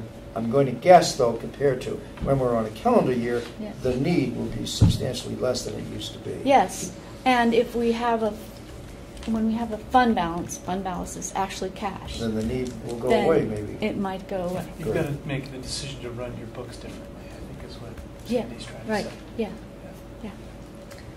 Can I ask a couple questions? Yeah. I appreciate we're running close to the end of the fiscal year. Yay. And and I see we're pretty darn close to the budget and the actuals. 1%. Yeah. And I think that's really important. It's always hard to set a budget and then operate under that budget with a full 12 months of trying to hit each target in recognition of how we've itemized every department and every cost, and to think that we're pretty darn close. Oh, we're to very that close. Is pretty remarkable. It is, and I just wanted to comment on that because I think that has a lot to do with our town administration staff and what you've been able to accomplish. And I just want to thank you all for really paying attention to that detail. And then I tried to look at... On that point, before you leave it, it's important, to express the thanks and appreciation. That's sincere.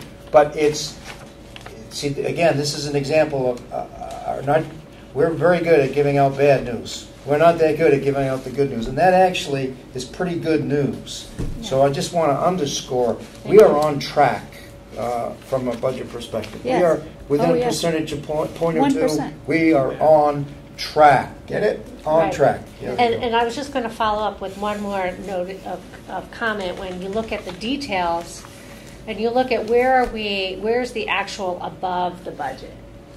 And they're very, even though there are a few items like that, they're small amounts in the budget. So they end up not really being that substantial of a total amount of exposure of the state of being over its budget when you look at most of these actuals that are above that and they're small line items, except for a couple.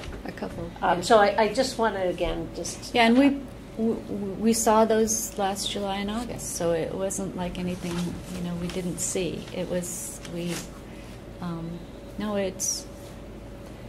I think that snow removal, just the winter costs were a little bit maybe under budget of a year. You don't want to hope and pray for the best winter, and I would hope that we would not try to, do that. But we did that. I remember, I don't know whether it was me or one of us we had actually kept our fingers crossed thinking that we were just hoping for a mild winter and we didn't get one. Right. And you see those costs play out in the budget where we're over budget on that. And I think that gets to the comment you made about really having very minimal reserving and really trying to have a very thin margin of a budget. But that's where, obviously, with climate change and seeing these precipitation events, it's something we need to be mindful of. Yeah. So I make note of that. I also make note, if we're on that topic, the high cost of heating that garage. And I think, again, we've been duct taping the town garage for many years now and having a leaky building. And you can see that play out in the heating costs. So I flagged that as I know it's another thing we've kept kicking down the road because of other priorities. But at some point we will save money when we can actually start addressing some of that infrastructure need. One of the major things that happened there, though, we put a new furnace in there that was not the proper furnace here, 3 years ago? More than that. And it wasn't the proper one. It was, we shouldn't have ever put it in. It does not work the way it's supposed to.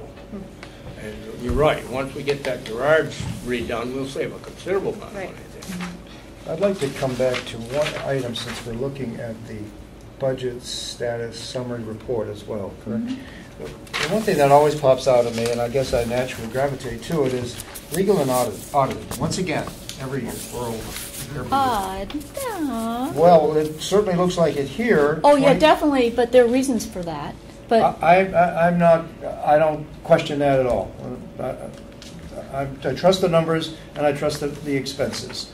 But the question I have is, do legal expenses, we're in charge, this board is in charge of incurring legal expenses. We need to authorize, it has to come through us to authorize legal expenses. And I'm assuming we're doing that. No matter who might need those, might need the legal services, this board is responsible for giving the okay for the lawyers to come on board. Are we not doing that? On certain things you are, but there was, in that last bill, there was just a quick communication between the zoning administrator and the attorney about whether or not what had been done to certify the pond on Rock Road met. Okay. There's some employee stuff that's in there as well that kind of comes up in the moment. Some of the bigger policy things we have come back through here to say, here's what we need, or should we get this agreement reviewed or that or the other. Some of that is it's a combination of, it was a high utilization year, and I think Waitsfield, like every other town I've been in, tends to also hope for the best and under budget, because you do get a year sometimes where things go right, you can save some money. And we've addressed that in fiscal 19 by raising that legal number up by about, it's a fairly substantial percentage in hopes of that. And we know what our audit costs are going to be because we did the 3-year deal, so that's programmed in. That's a set cost, though. That's a set cost, and we shouldn't have a single audit related to some of the federal grant stuff. We shouldn't need any additional auditing services. Well, see, I'm making an assumption here. I could be wrong. Well, that's where 18 was a little wonky, too. The difference between budget and actual, I'm attributing to legal costs because the auditing are set. Those are set costs. Right. But in 18, we had some additional auditing services. We did. So we did very early on. Very early on. Okay. So you had the grant audit. Yes. I remember it well. That was a little wonky. We had kind of a rough winter, particularly toward the end. And we also had a revenue issue with some non-tax revenue. So to really come in possibly at zero is with all those factors. And you know, the departments, when we put the discretionary freeze on, there was a little bit of gnashing of teeth, but people took to it and implemented it and did a great job, I think, making sure that we could come this close. I don't want to to change some, our standard. I like the approach you're taking. Some of these nitpicky things that require a little bit of legal intervention, we don't need to hear that. We do not.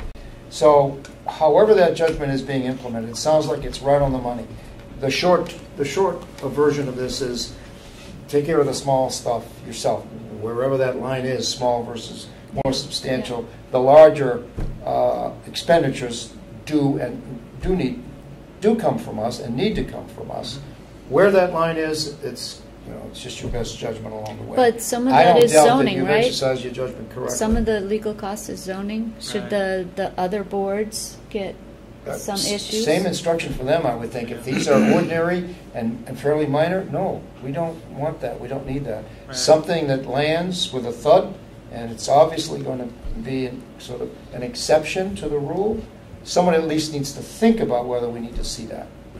And in some of the more expensive cases on that end, thinking of the solar carport at the inn, just that's north, right? Not west, north of town. Yeah, that way, yeah. Terrible compass. That one, the Planning Commission or the DRB said, go and get some legal advice on this, because there were some particulars about when you get into what's a solar facility versus what's a structure. And so it was an instance where we would really benefit from that. We have maybe different opinions, and it's a unique circumstance. And that was one where the DRB, said, please go out and get that advice, and let's incorporate that into our deliberative process. And I may be doing nothing more than underscoring how you already do it. We do some. Just want to be sure that we don't do it, that we be thinking about it. Building operations around here of a legal nature, that at least people are thinking about, well, everything goes through Trevor, right? Yeah. There isn't a legal... If everything goes through you, then... I see a lot of it on the billing after for the smaller stuff, but there's continual conversation about... I would just then ask you, just keep an eye on, make sure it makes sense, that's all. Yeah. That's we're also trying to shift to the mode of, if we can take something as close to that finish line before we engage the attorney, we'll try that, so that way it's... you're not instructing us, the legal services aren't instructing us on how to put it together. It's more, hey, here's what we put together. What do we need to be aware of from here? And I think that'll help. So if Susan needs need some minor legal advice, minor in the sense of... I think she always tells. That's going through you too. We talk frequently about those types of things. Yep. Okay, good. Did the legal expenses for the wastewater end up in that account? Not in the general legal account. Those are separate through that particular project account. Because they're a qualified reimbursable expense. That was huge. Yes. That was if you added that back into that number, it would be it'd be quite and a bit we're now larger. probably back at full billing rate, aren't we? Yeah, and we're back to the full billing rate. Yeah, we'll switch back with... Well, actually, we're better off than we were last year by a long shot. So we must be doing something right. Well, things have calmed down. Right. Things have calmed down. Any other questions or comments with Sandy? I'll go do a warrant. Would you rather wait till Monday and we coordinate with 3? Would that... No, it's up to you. I can go down and do a warrant for $297,000, whatever. What you want. I'm not. I am. If you want to wait. And that way we can know for sure if we've got the face to money and if we have to adjust the schedule. Yeah, it just makes me nervous to write a check for someone. Oh, okay. You want us to do this motion for the $15.23? Oh, please. So I'll make a motion. Janet has called me many times because she wants those off the list. I'll make a motion to authorize the town treasurer to abate taxes for the 2018 tax year as allowed in the board 2009 policy for accounts with $5 or less totaling $15.23. Second. Motion made and seconded that we approve this motion for the tax abatement of $15.23. Was that just wrong numbers? Oh, sorry. All in favor of that motion? Aye. How does that happen? Just people forgot the Yeah. change. Yeah. Pay their And you don't go after them for nickel dime stuff. The high was what, $4 and The high was $4 and and the low was something, 5 and cents. yeah. Will I be getting an email if you have one of the three that Yeah, you need to sign? before off we on go that too one? far, do we want to designate 3 of you to come Come on sign Monday? the fire truck warrant? Um, And that lets us make sure and- that we're closer on the money thing, if that's Well, okay. as long as it isn't tomorrow, I can. No, Monday probably, I don't know when the truck's going to be here, but I think we can probably pin that down, that way we could warn it by, say, Thursday, Friday, because you'll be a quorum. Okay. Get you in, I'm get just you to not here sign it. tomorrow. do you want to bother to That's do that, all that? Yeah. I'd rather be safe than Okay, sorry if all we right. can, yeah. Yeah, Get in touch, we'll work it out. It's a big purchase, very exciting. Alright, so we'll, Are you involved with that other questionnaire also? Oh, I am. It's required by the state auditor that I fill out this questionnaire, and it's questionable whether it's one questionnaire or 2 questionnaires, but I did both of them. And you have to have your Paul or someone, select board, acknowledge that they have received this information from me, the treasurer. Yeah, I had a question on one of them. Oh my gosh, yes, really. How cool is that? Is there an ethics standard? I said that same question. which number is that, Darrell? Number 9 on E.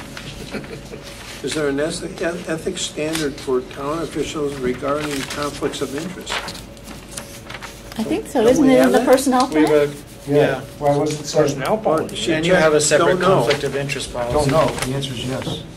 Well, it's in, oh, Is there an ethics standard? Yeah, of course. Sure. Conflict It's of in- interest policy. Well, you could also view it as 2 separate questions. If Oh. I join my professional associations, have an ethical obligation through the association that prohibits conflicts of interest, and the policies govern. So it's worded a little, it's sort of 2 questions in one. I still can't see. I had another question. On some of these, you had checked both yes and no with an Right. explanation that there's 2 people. I remember wasn't there a minor finding in the audit that wanted to make sure that there were some division of labor between some. which one in This is particular? on the first questionnaire. but Cash and receivables, cash and accounts receivable. On questions like are funds deposited to accounts owned by the town, any non-town funds deposited. Oh, I guess it's yes for both, but let's see. This one, does the same employee send out statements and post payments to accounts? And we checked yes and no. Where town clerk shares sending notices was the explanation. Right. So I flagged that because is that just a common way? Well, we are in a situation where there are so few of us that often Jennifer and I try to make sure that we share it and the responsibility. That's why it's that way. Jennifer does a whole lot of things that is a good idea for her to do, and I do the other half of it, and that's the way they do it. And because there are just 2 of us, you can just do the best you can. And Daryl does a really good job of overseeing the bank statement deals. I mean, a lot of this is very archaic. I mean, they say, okay, who opens the bank statement when it comes in the mail? Well, hello, I get it online, I get it online. I mean, who cares who opens it? I mean, these things are going to have to change as the world changes, So. Everybody else okay with it? Yeah. We done this We need every a motion. Not we did the one pager You're ready, every man, year. it's The ready. 2-pager has been something new, but it's going to give but this is going to give us, if you remember in our audit, they said we needed to document our internal controls. That's it. Okay. I make a motion to acknowledge receipt and review of the questionnaire and authorize the chair to sign where indicated. A second. I didn't hear a second. He just John. seconded it. Motion made and seconded. All in favor of that motion? Aye. So carried. Do you have one for him? I do have it, yep, for Cindy. We'll sign it before we forget What it. else we got for Sandy? Oh, isn't that That's it? enough? I think she volunteered to do the rest of it, right? I think I'm really totally done. Just please sign the tax anticipation note next. Yeah. And the debt service policy that you approved in May, Yep, we need to sign that before we go. we made the changes. Sure. But, yeah, You got my Thanks, invoice I Sandy. left down there. we're fine, good. You gotta sign Do you this think one, you'll this get the one. money this year? Because if you don't, we should wait till, well, whatever, yeah. Thank you. No, that's losses, we'll get it. This Put year. that nice Oh, yeah. legible Okay. signature. I'll hand carry it over Know there. exactly who that is. Yay, thank you very Clear. much. Thank you, Thanks, Sandy. Great job. Great I've been news. preaching that for years.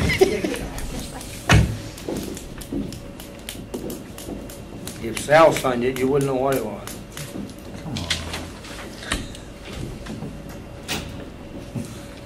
Perfect. All right. Thank you. Employee evaluations, salary pool. We sent it out for feedback. We got a few comments that are noted in the administrator's report. There was general satisfaction that we'll have a system that can be applied annually and fairly and equitably. There was some satisfaction that the pay adjustments, at least in this year, are and there's some equity amongst the users. And the only concern was really, and it was one we talked about as a budgeting mechanism, trying to figure out how to do both a cost of living adjustment and the additional bonus or high performance payment in a way that the first one is truly reflective of cost of living adjustment, and then there's truly the incentive for the bonus payment above it. Because we were working in a set footprint, we had to make do with what we had.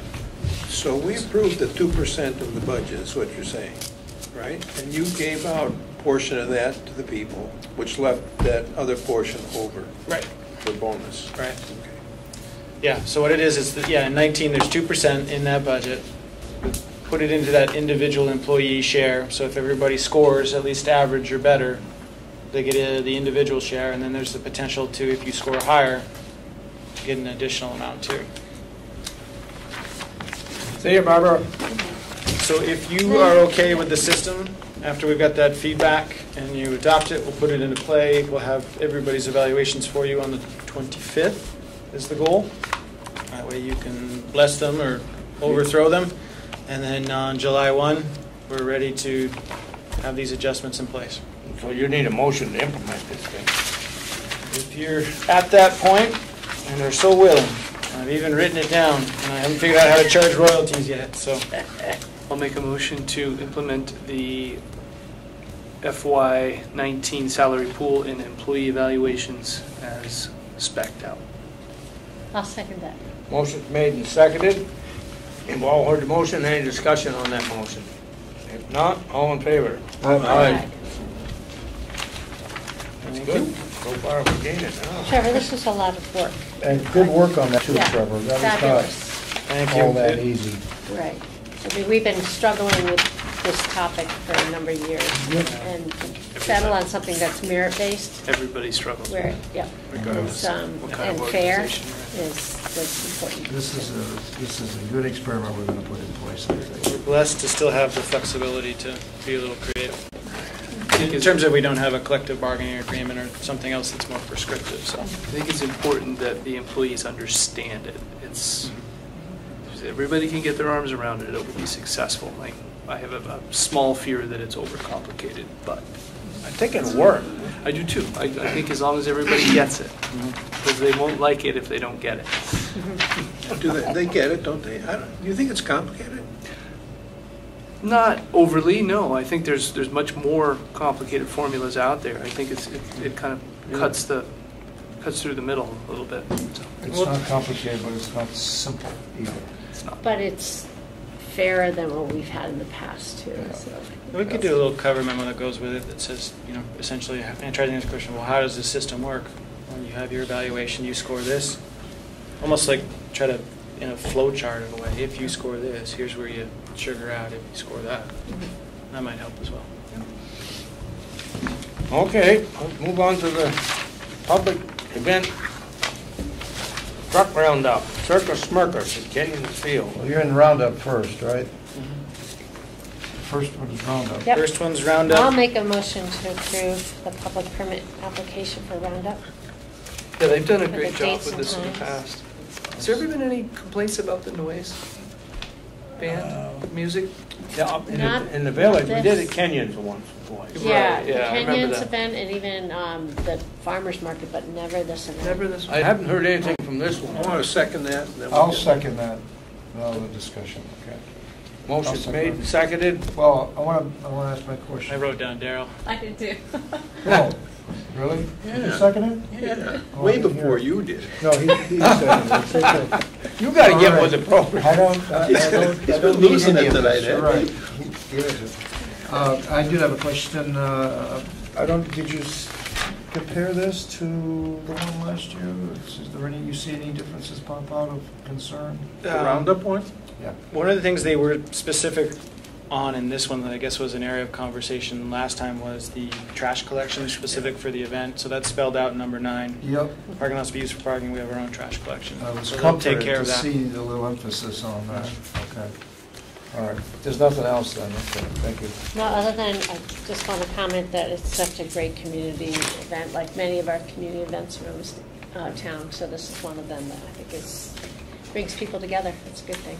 Well, you got two of them there, so we're gonna approve them both. Do we want to do one at a time?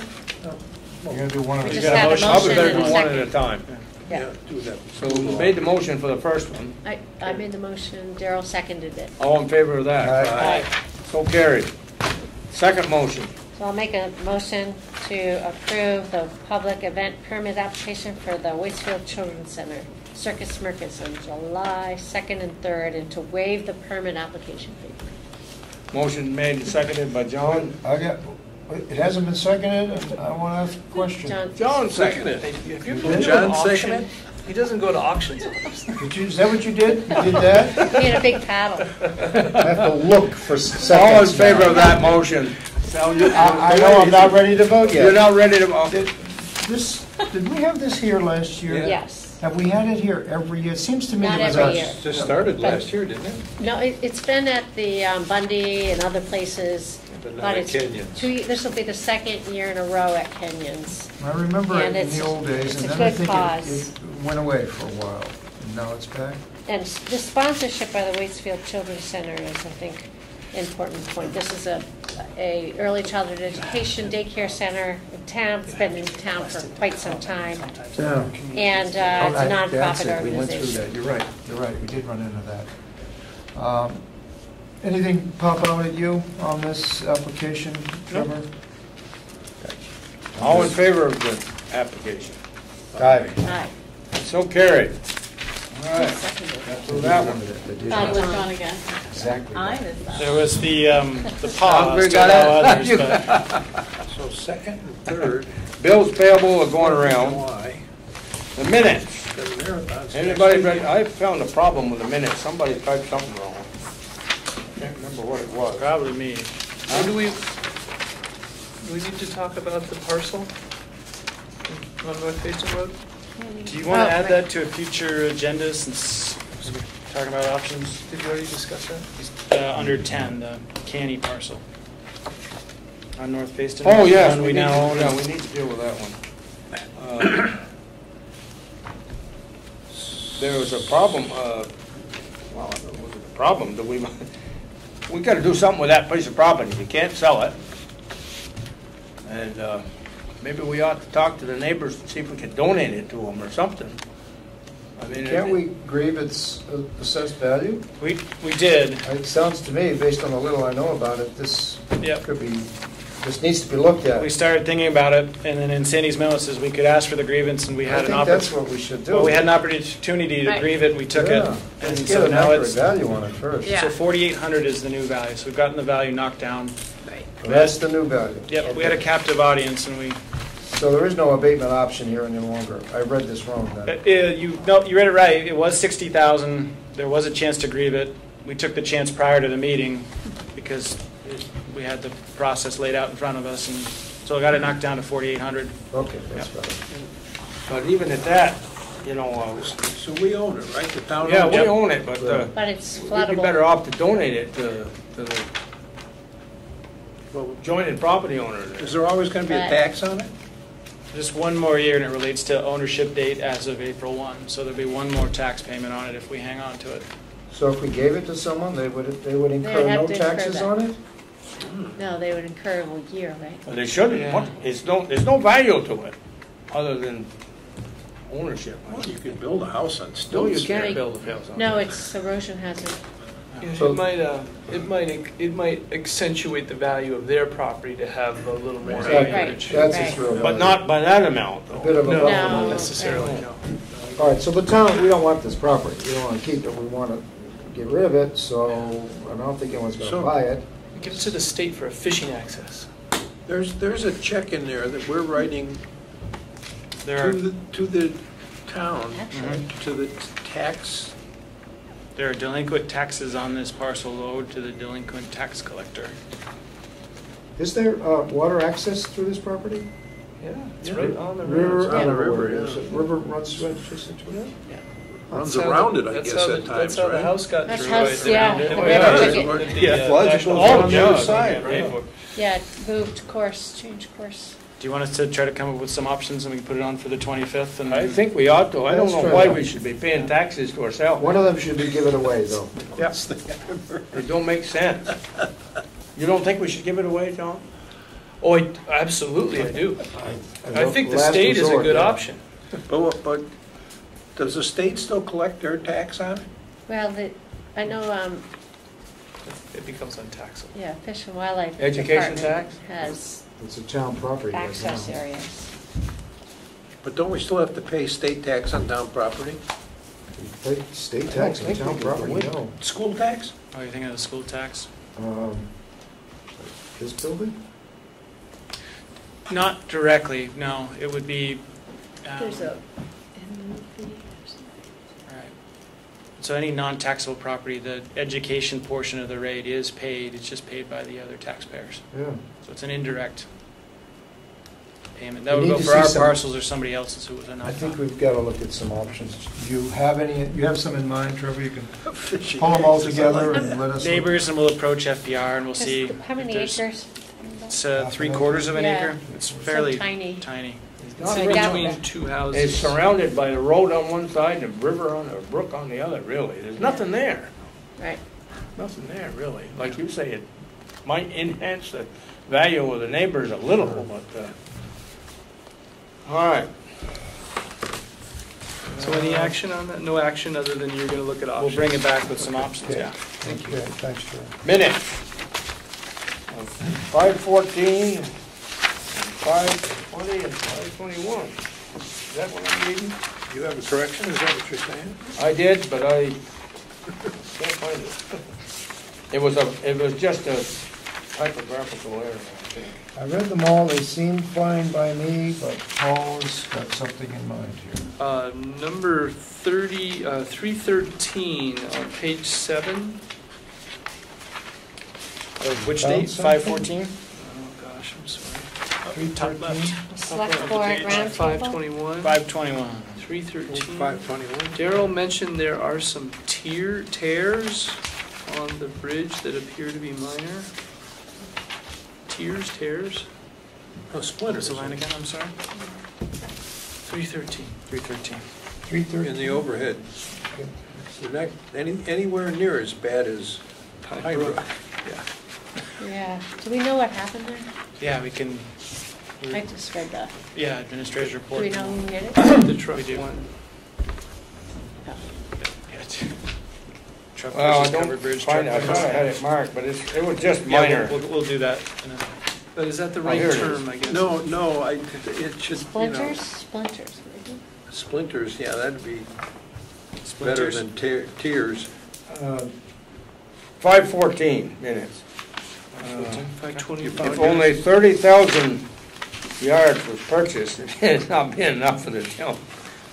We could probably I make think it was supposed to be 30,000. 3. Yeah, 3,000. I thought that was a bit hefty. We can make 30,000 go for that price, yeah. That's a heck of a deal.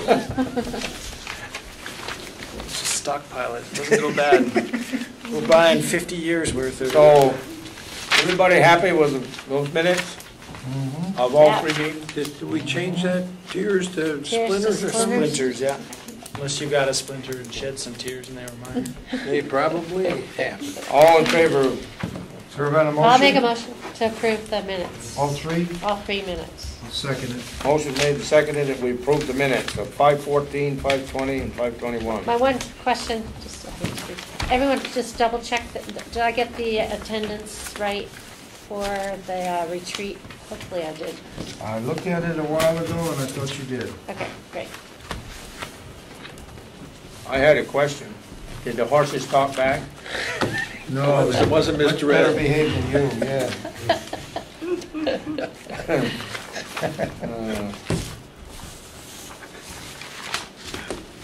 Let's see. Town administrator. Oh, wait, report. so, we need a Anything vote more, still. Trevor? Need to vote, Paul. We had a second, we had a discussion, now we need a vote on the approval of the minutes. Motion, all in favor of the minutes? All three?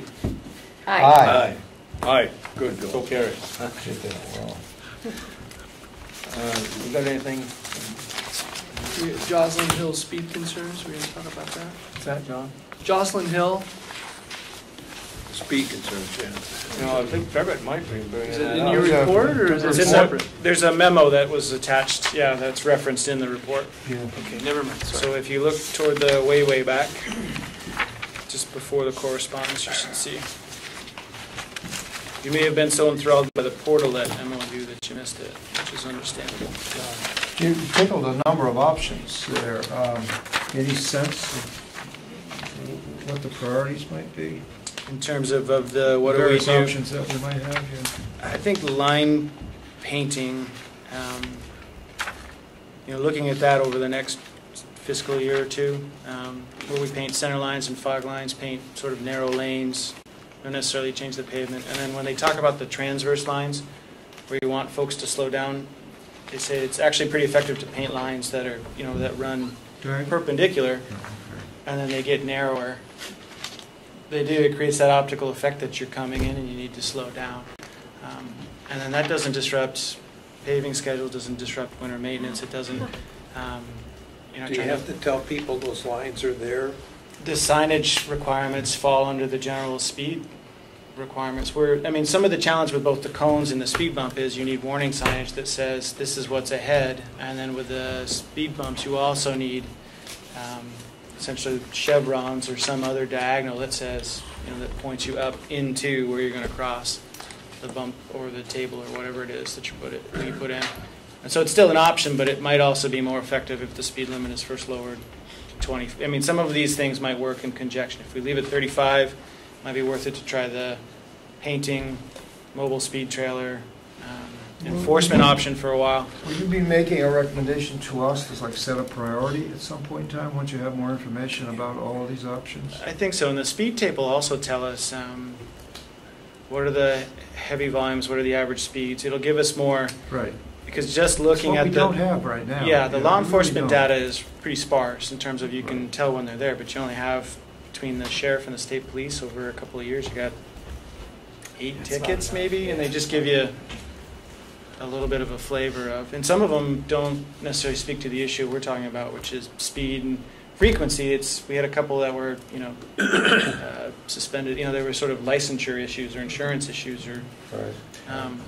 I drove it today on my way to go look at the bridge, and I came up the hill by Carrie's house, and I was just entering the corner by Foster's, and there was a woman walking her dog right where she should be, but I came around the corner and I was looking right at my speedometer just to kind of get a feel for what was reasonable, and I was doing 32 miles an hour, and it was way too fast to go by her. Yeah. There was a car coming down the hill, and I came to a complete stop, and I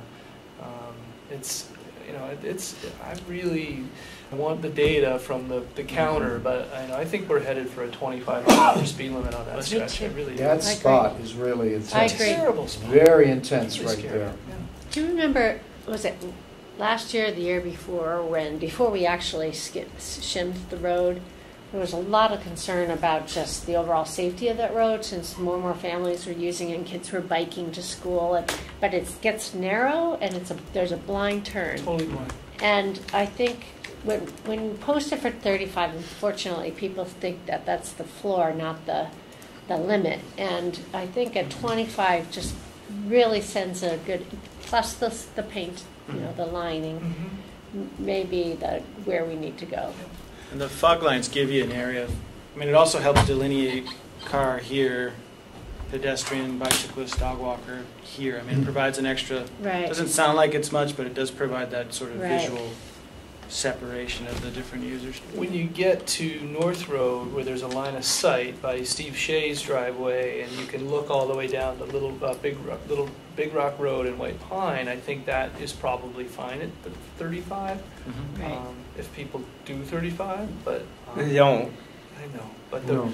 the rest of it, I mean, 25 on that stretch is a little bit of a On that stretch down through that there. long stretch. That's a little slow for that, I think. But There's one other option we could look into, and that's those, not the ones that tells you your speed, but if we set the speed, we'll say at 25 miles an hour, and we put one of those things up there, if you're going more than 25, it don't tell you how fast you're going, but it gets your attention. Right. And I don't know what those would cost, but we could find out pretty quick, and that might be one of the ways to go. I agree. We can't go with the cones. That's strictly for if you're doing some road work or construction. Okay. So we can't go that way. Well, I think one of the important points here is that there was an important message that we were receiving, and we sort of, I think, as a en masse, advised everybody, we have it. Let us look at the options. We know what they all are, including the final option if necessary, so let us do. And what you provided in the package was a great demonstration that you do have it and you're doing some serious work on it. We could also I appreciate that. Yeah, the letter option is mentioned. We could do a letter now, pull those addresses and just say, hey, we've been talking about speed in this area. If everybody lives right on Joslin, any of the sort of main connectors, we get a limited audience compared to who might use it, but just say, hey, we're having this concern, we're looking at these options, please be mindful of your speed.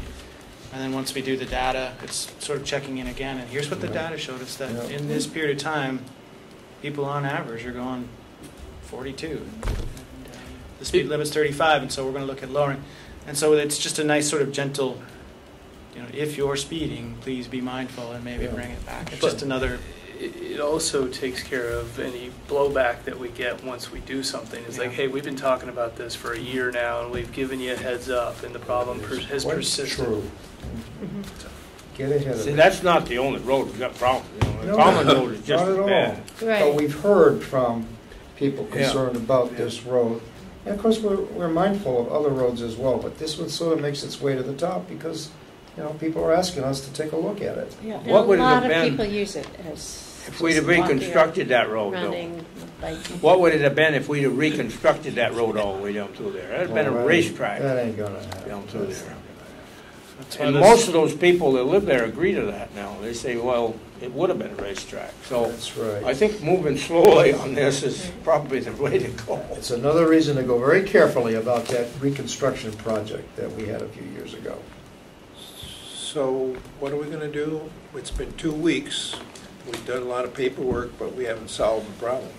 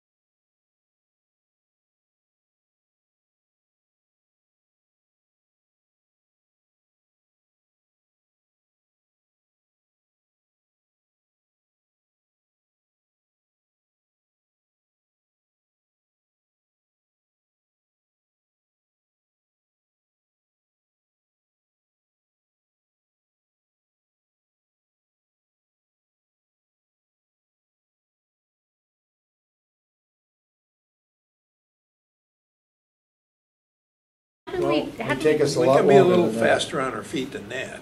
But how do we go about changing the speed limit on a town-owned? There's the speed study of which the data from the tapes is going to be the first step. So it's just identifying where to put them at this point. The RPC has them available, so we can get them out and start collecting that data. We've got the law enforcement data. The new signs are up. That's going to help with the enforcement. The sheriff's out there. Both of those are physical on the ground. But the new signs are 35 though, right? They're going to be for the posted speed limit, so it's also providing better notice of that, so that if they do pull somebody over ticket, we've cleared obstructions. There's no good way to easily, beat a ticket if we've got. Yeah, I was just wondering what the process was if we decide we want to move forward with changing the speed limit to 25. I mean, and posting it makes sense to replace it where it's currently posted in front of our house, my house, where it says 35. And I think there'd be the ordinance adjustment too, so there's some time associated with that, just because it's got notice and appeal period. So it's probably a best case scenario, you got a 90-day window from when you start to when a lower speed's effective. But I agree with Daryl.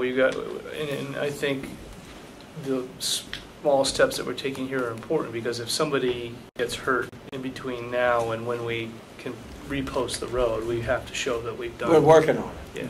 Yeah. One thing that did happen up there, I think, the sheriff was up there one day, and I happened to be at the town garage when he came down, and he said, "You got to add another sign somewhere." Right. So there was something about the distance there. Yeah. He said, "I can't do anything," and I think Rodney was on to that one. Yeah, we've ordered the 2 new ones. So yeah, because I think people just pick up speed to. There was one up on that North Road common end, and then one, I think, somewhere farther, closer to the midpoint. Good. I think this is moving at a good speed, so to speak. Right. Now, related to moving that, in the right direction, and we'll have some modifications, I'm sure, to make here in short order. Can we get that speed sign on the wheels? Yeah, I'll poke them again about, the sheriff had an old radar, the speed trailers, and for a number of years we were lucky enough that it was parked and plugged in at the garage to recharge, and Peter would often take it out and put it out. So I've asked if the sheriff still has that, and if we could maybe borrow that and put it somewhere. You have to pay or for multiple that? spots. You have to lease it?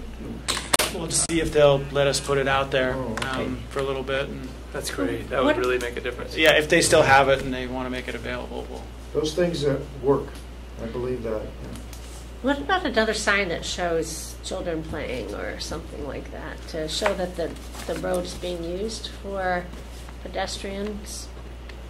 I think that's helpful when people see that along with the speed. an initial, hey, we're coming claim with BLCT. Have asked for insurance information from the truck driver so that we can set that arrangement up should we need to pay for the repairs. And then the next spot would be, when can we reopen the bridge? What does it take to reopen it? And then how do we repair it? So it's collecting some of that information.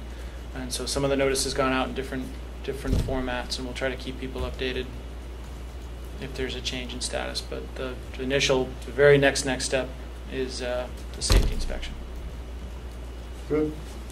This bridge has taken a beating over the last Yeah, that's year the and a worst half. one I think I've seen in a long time. Ripped it. It got it good, yeah. There's a hole on the left-hand side as you're looking up toward the town garage. Somebody blew a hole in the side of it with a shotgun. It happened. Might be where the beam went. No. Huh? This is No? It's old. It's old. Why would you do that? Why did you do it? I didn't do it. That isn't what he's saying. Anything else? No, I think that's it for me. All right, John, public forum, round table. I am all set. Darrell? Oh, me? I have a few things. I might change it then. Speaking of speed limit, the speed signs on the way into town and on Jocelyn Hill do not work. Are we going to get those fixed? They do and they don't. I think they're on a because the residents that were near them were on Mill Hill here. I think they turn off on the weekend purposely. They weren't working. This isn't the weekend. I came down there at night. They don't work. Really? I go to it all the time, they don't work. Well, they work, they do, I agree, they come on and off, and I thought they were on Why a would timer. we turn them or off something. on a weekend? I don't know. School. They were intended for school kids walking and riding their bikes to school initially, was my recollection. Well, this one down here usually works all the time, but it hasn't. Coming in. It's had spells. Some days it's on, some days it isn't, but I don't think it was set for timing in the schools, though, because it run all summer last summer. Okay. But I don't know. Fix the darn speed signs is what I'm hearing. 6 months ago, at least, we had a request to change the speed limit on Carroll Road from 35 to 25 or whatever. 35 is ridiculous on that road. And we have not done anything about that. So if we're doing some stuff for speed on Jocelyn Hill, Get under the hood. can we put Carroll Road on there also? Can I make a comment on that? Trevor and I attended the chamber meeting this week where they brought the guy from the Stowe Brewery in to talk about impacts and things. And unfortunately, he wasn't briefed really well about what we were really interested in. He talked more about brewing beer, but we that isn't what you were really interested in? we were interested in the traffic impact, and I asked Trevor about it, and it appears that our friends on the DRB have done a great job in anticipating what that's going to look like, but and putting some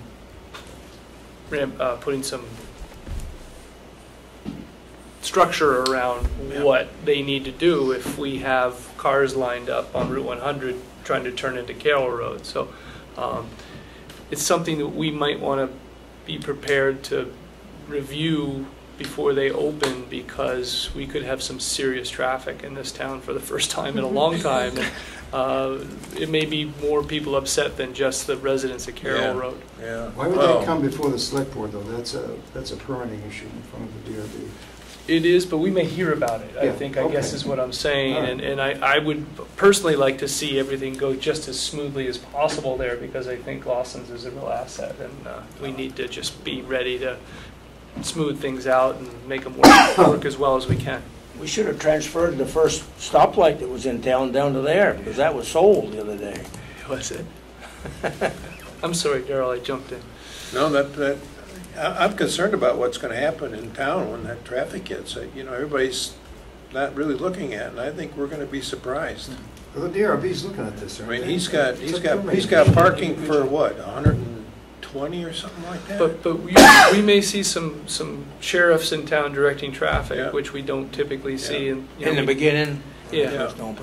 I think it's worth checking in on, especially those first 2 months. One of the things that was hit upon on the town we went to is that in this particular instance, you've got the popular product that's never had a direct retail presence is suddenly going to have that. And so if you can use some of the other ones as a guide, it's really I think they're well set up for the long term with the traffic control, the overflow parking, some of those things. It's what do you do in those more exceptional moments that are especially likely to occur in those opening months, where Carroll Road and 100 start to feel the pressure more directly than. And I'm thinking of Cold Hollow Cider and how they deal with their situation on Route 100, very similar kind of deal. So it's very seasonal. You get 2 or 3 events going on. You get a big bead sale, you get a beer event, and we could be. People around here aren't used to traffic like they are in Stowe or Waterbury, and we may get an earful. Yeah. The bridge. We have the 4th of July coming up, and we got the marathon that crosses that bridge. Are we going to be able to get it swept? Yes. How about weed whacked on the east side? The rail there looks kind of shabby. Did you check on the sweeping the bridge? I talked to Rodney about it. Yeah, I have too. Yeah. I've done that before, John, by the way. It's battery operated. It's great. It's nice and quiet. You can do it early in the morning. Whatever's swept off the bridge, as we mentioned before, can't go into the river. Yep. And we talked to the road crew about sweeping and picking up in there. Just get it done by the 4th. Okay. Flemmerfield Polo Tournament. Did you get any dates for that? Got some initial dates from Mitch, but I'll circle back around, and then their general usage schedule.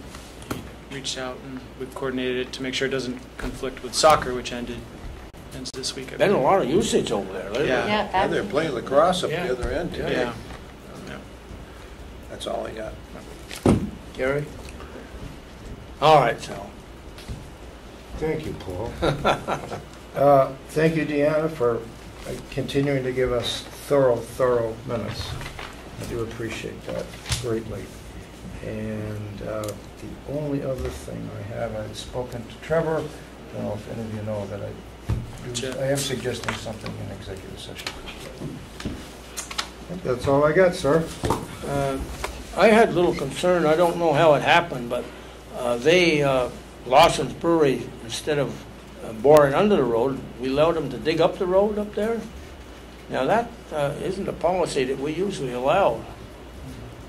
Oh, you mean How that happened? when they cut the road?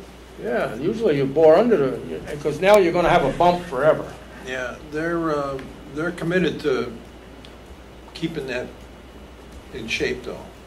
Well, yeah, but once it's blacktop, they going to fix it if we get a bump there? Hey, Yeah. we were talking about lowering the Yeah. speed limit. This could be our first speed bump in town. It'll be the reverse one. Eh? Well, it is occurring, a concern. Are we going to allow people to dig up the road, or are we going to force them to go under the road? Right. Always, the policy was always. Well, that's what I under the thought too, road. Sal, and I Because drove up there's there the other fabric on day. these roads. There was And some. Oh, sorry. Go ahead, Paul. And all of a sudden, well, here we got a big ditch across the road. There was something particular to the wetland area on the brewery side, I think, that made boring either they couldn't, or it made it exceedingly difficult when compared with being able to open it up. And then, they talked, I remember being on site with, talking through some of the options with their site guy, Rodney, and Charlie Goodman, and then I think Daryl at a minimum, and maybe Nate were both there for some of the pieces related to the water line. Let me go back and double check it, but I think there was something about the wetland side of Carroll Road that made trenching rather than boring. Well, then I hope that they. But let me check agree that. to, anytime we have a bump, that they fix it. No, they. We will. The other thing that I had, and it relates to our lawyers' fees. And I talked to Trevor today. The Cemetery Commission is going to have to get a lawyer, or have a lawyer sent to an individual that smashed our fence down at the Champlain Farms, because I've contacted them as part of the cemetery several times and won't even answer my calls. So Trevor's drafted a letter to go to Steve, and I suspect we'll have to end up doing more than just send that letter.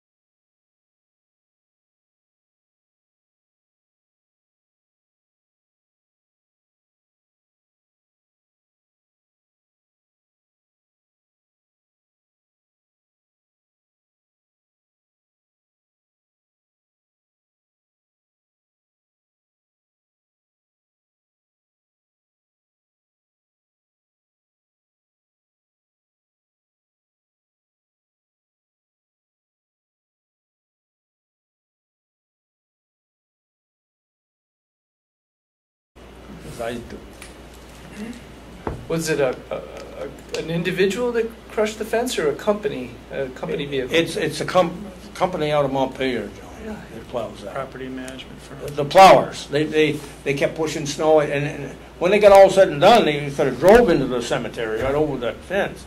And he totally ignoring my calls. So we'll see what happens. He's ignoring you're calling him? Yeah, you're calling him? from the cemetery. Cemetery. He's ignoring your call? Yeah. Here's an idea. Can we get the folks at Champlain Farms to show us his certificate of insurance that he's offered to them, so we can go right to his insurance company and make the claim? We might be able to, John. I don't think it would come from here. It would come from their headquarters, wouldn't it? Right, but I want to save the lawyer's fees, and that's a way to get around it. Let's just go ahead and report it right to the insurance company. Well, we might be able to go that route. Let's try that. Yeah, Let's try that. Sounds pretty good. So ask for a copy of the certificate of insurance from the headquarters of Champlain. And then if you don't get that, we may have to call our lawyer. See, it's actually a cemetery thing, but it's getting legal fees involved. Of course. It becomes us involved. Oh, I'm glad you brought it up. Yeah. And that's all I've got. So, Speaking of the cemetery, though, Andy was here today looking for receipts or something. Is there anything in this back room that's cemetery? yeah, but there's no receipts in there that he's looking for. Well, you know what he's Yeah, I looking for. know what he's looking for, yeah. Yeah, and it's being handled, hopefully. Hopefully. Any correspondence other than that? You got the grandson aid letter. I received this email from Sunday and passed it around. It's related to the speed bumps. Someone who is less enthused by the idea, but I did say I would pass this out to you. Less enthused with the idea of Less all than these enthused speed with bumps? speed bumps, yep. Oh, good, Yeah. okay. I did mention I would pass it out to you. Yeah.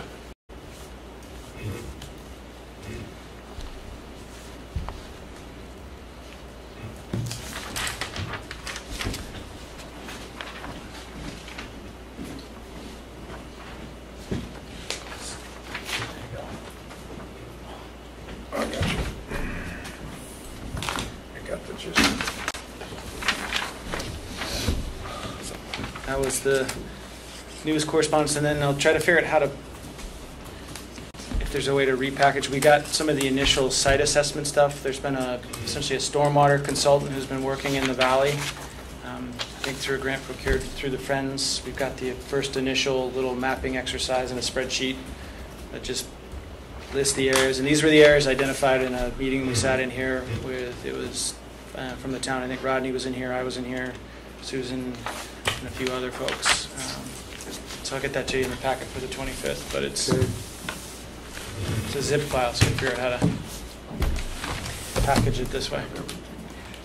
Did Rodney take a look at the grants and aid invitation? Yep, he even forwarded me a copy of he received an invitation via email and forwarded it back. So Because we need to sign by June 22nd. And this is whether we want to participate in another year. I think we ought to. This is, money's available now. You never know what weather's going to be available tomorrow or next year.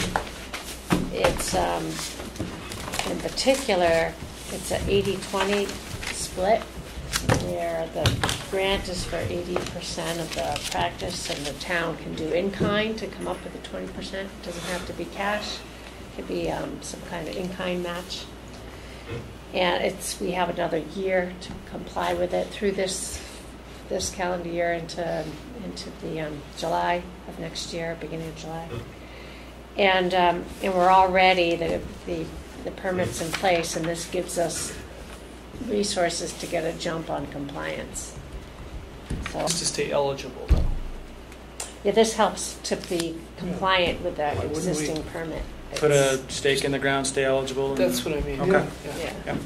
Now, Palmer Hill is almost completed except for 3 trees, I think, and stumps. There's some very large beech trees that are very near some electrical lines, and that's finding somebody who can take them down. I guess post-windstorm, the qualified folks are just jamming. And Ronnie got one estimate that said July, I think, was the earliest. Yeah, well, they they are. We had some problems in the cemetery, and it's almost impossible. Those guys are Yeah. Great. But they're close otherwise. He was ready to download some pictures today as part of submitting. Okay. Anything else? Well, the only thing, coming back to this grants and aid, I think we have to sign it by then, and will we be meeting? Oh, does it have to be signed by the board? I think it's now or never. We have to return the signed letter by June 22nd. How many signatures is there? We only have 3 there. Do you want to, 3 of you could sign it, or you could make a motion to file the letter of intent to participate and name me as your duly authorized representative to sign on behalf of. Because there's some other stuff we'll want to throw on the backside there. I make that motion and Daryl seconds it. Right. 1% royalty charge now. Your user fee. Yeah, Sal's give up. Motion made, Not have all the seconded. motions tonight, obviously. That we do find the letter of participation, all right? All in favor of that motion? Aye. Aye. I'm sustaining, Sustaining? abstaining. There you go. Haven't had dinner yet, have you? Yeah. Sustenance. Why? The program I manage oversees this program. Conflict of interest.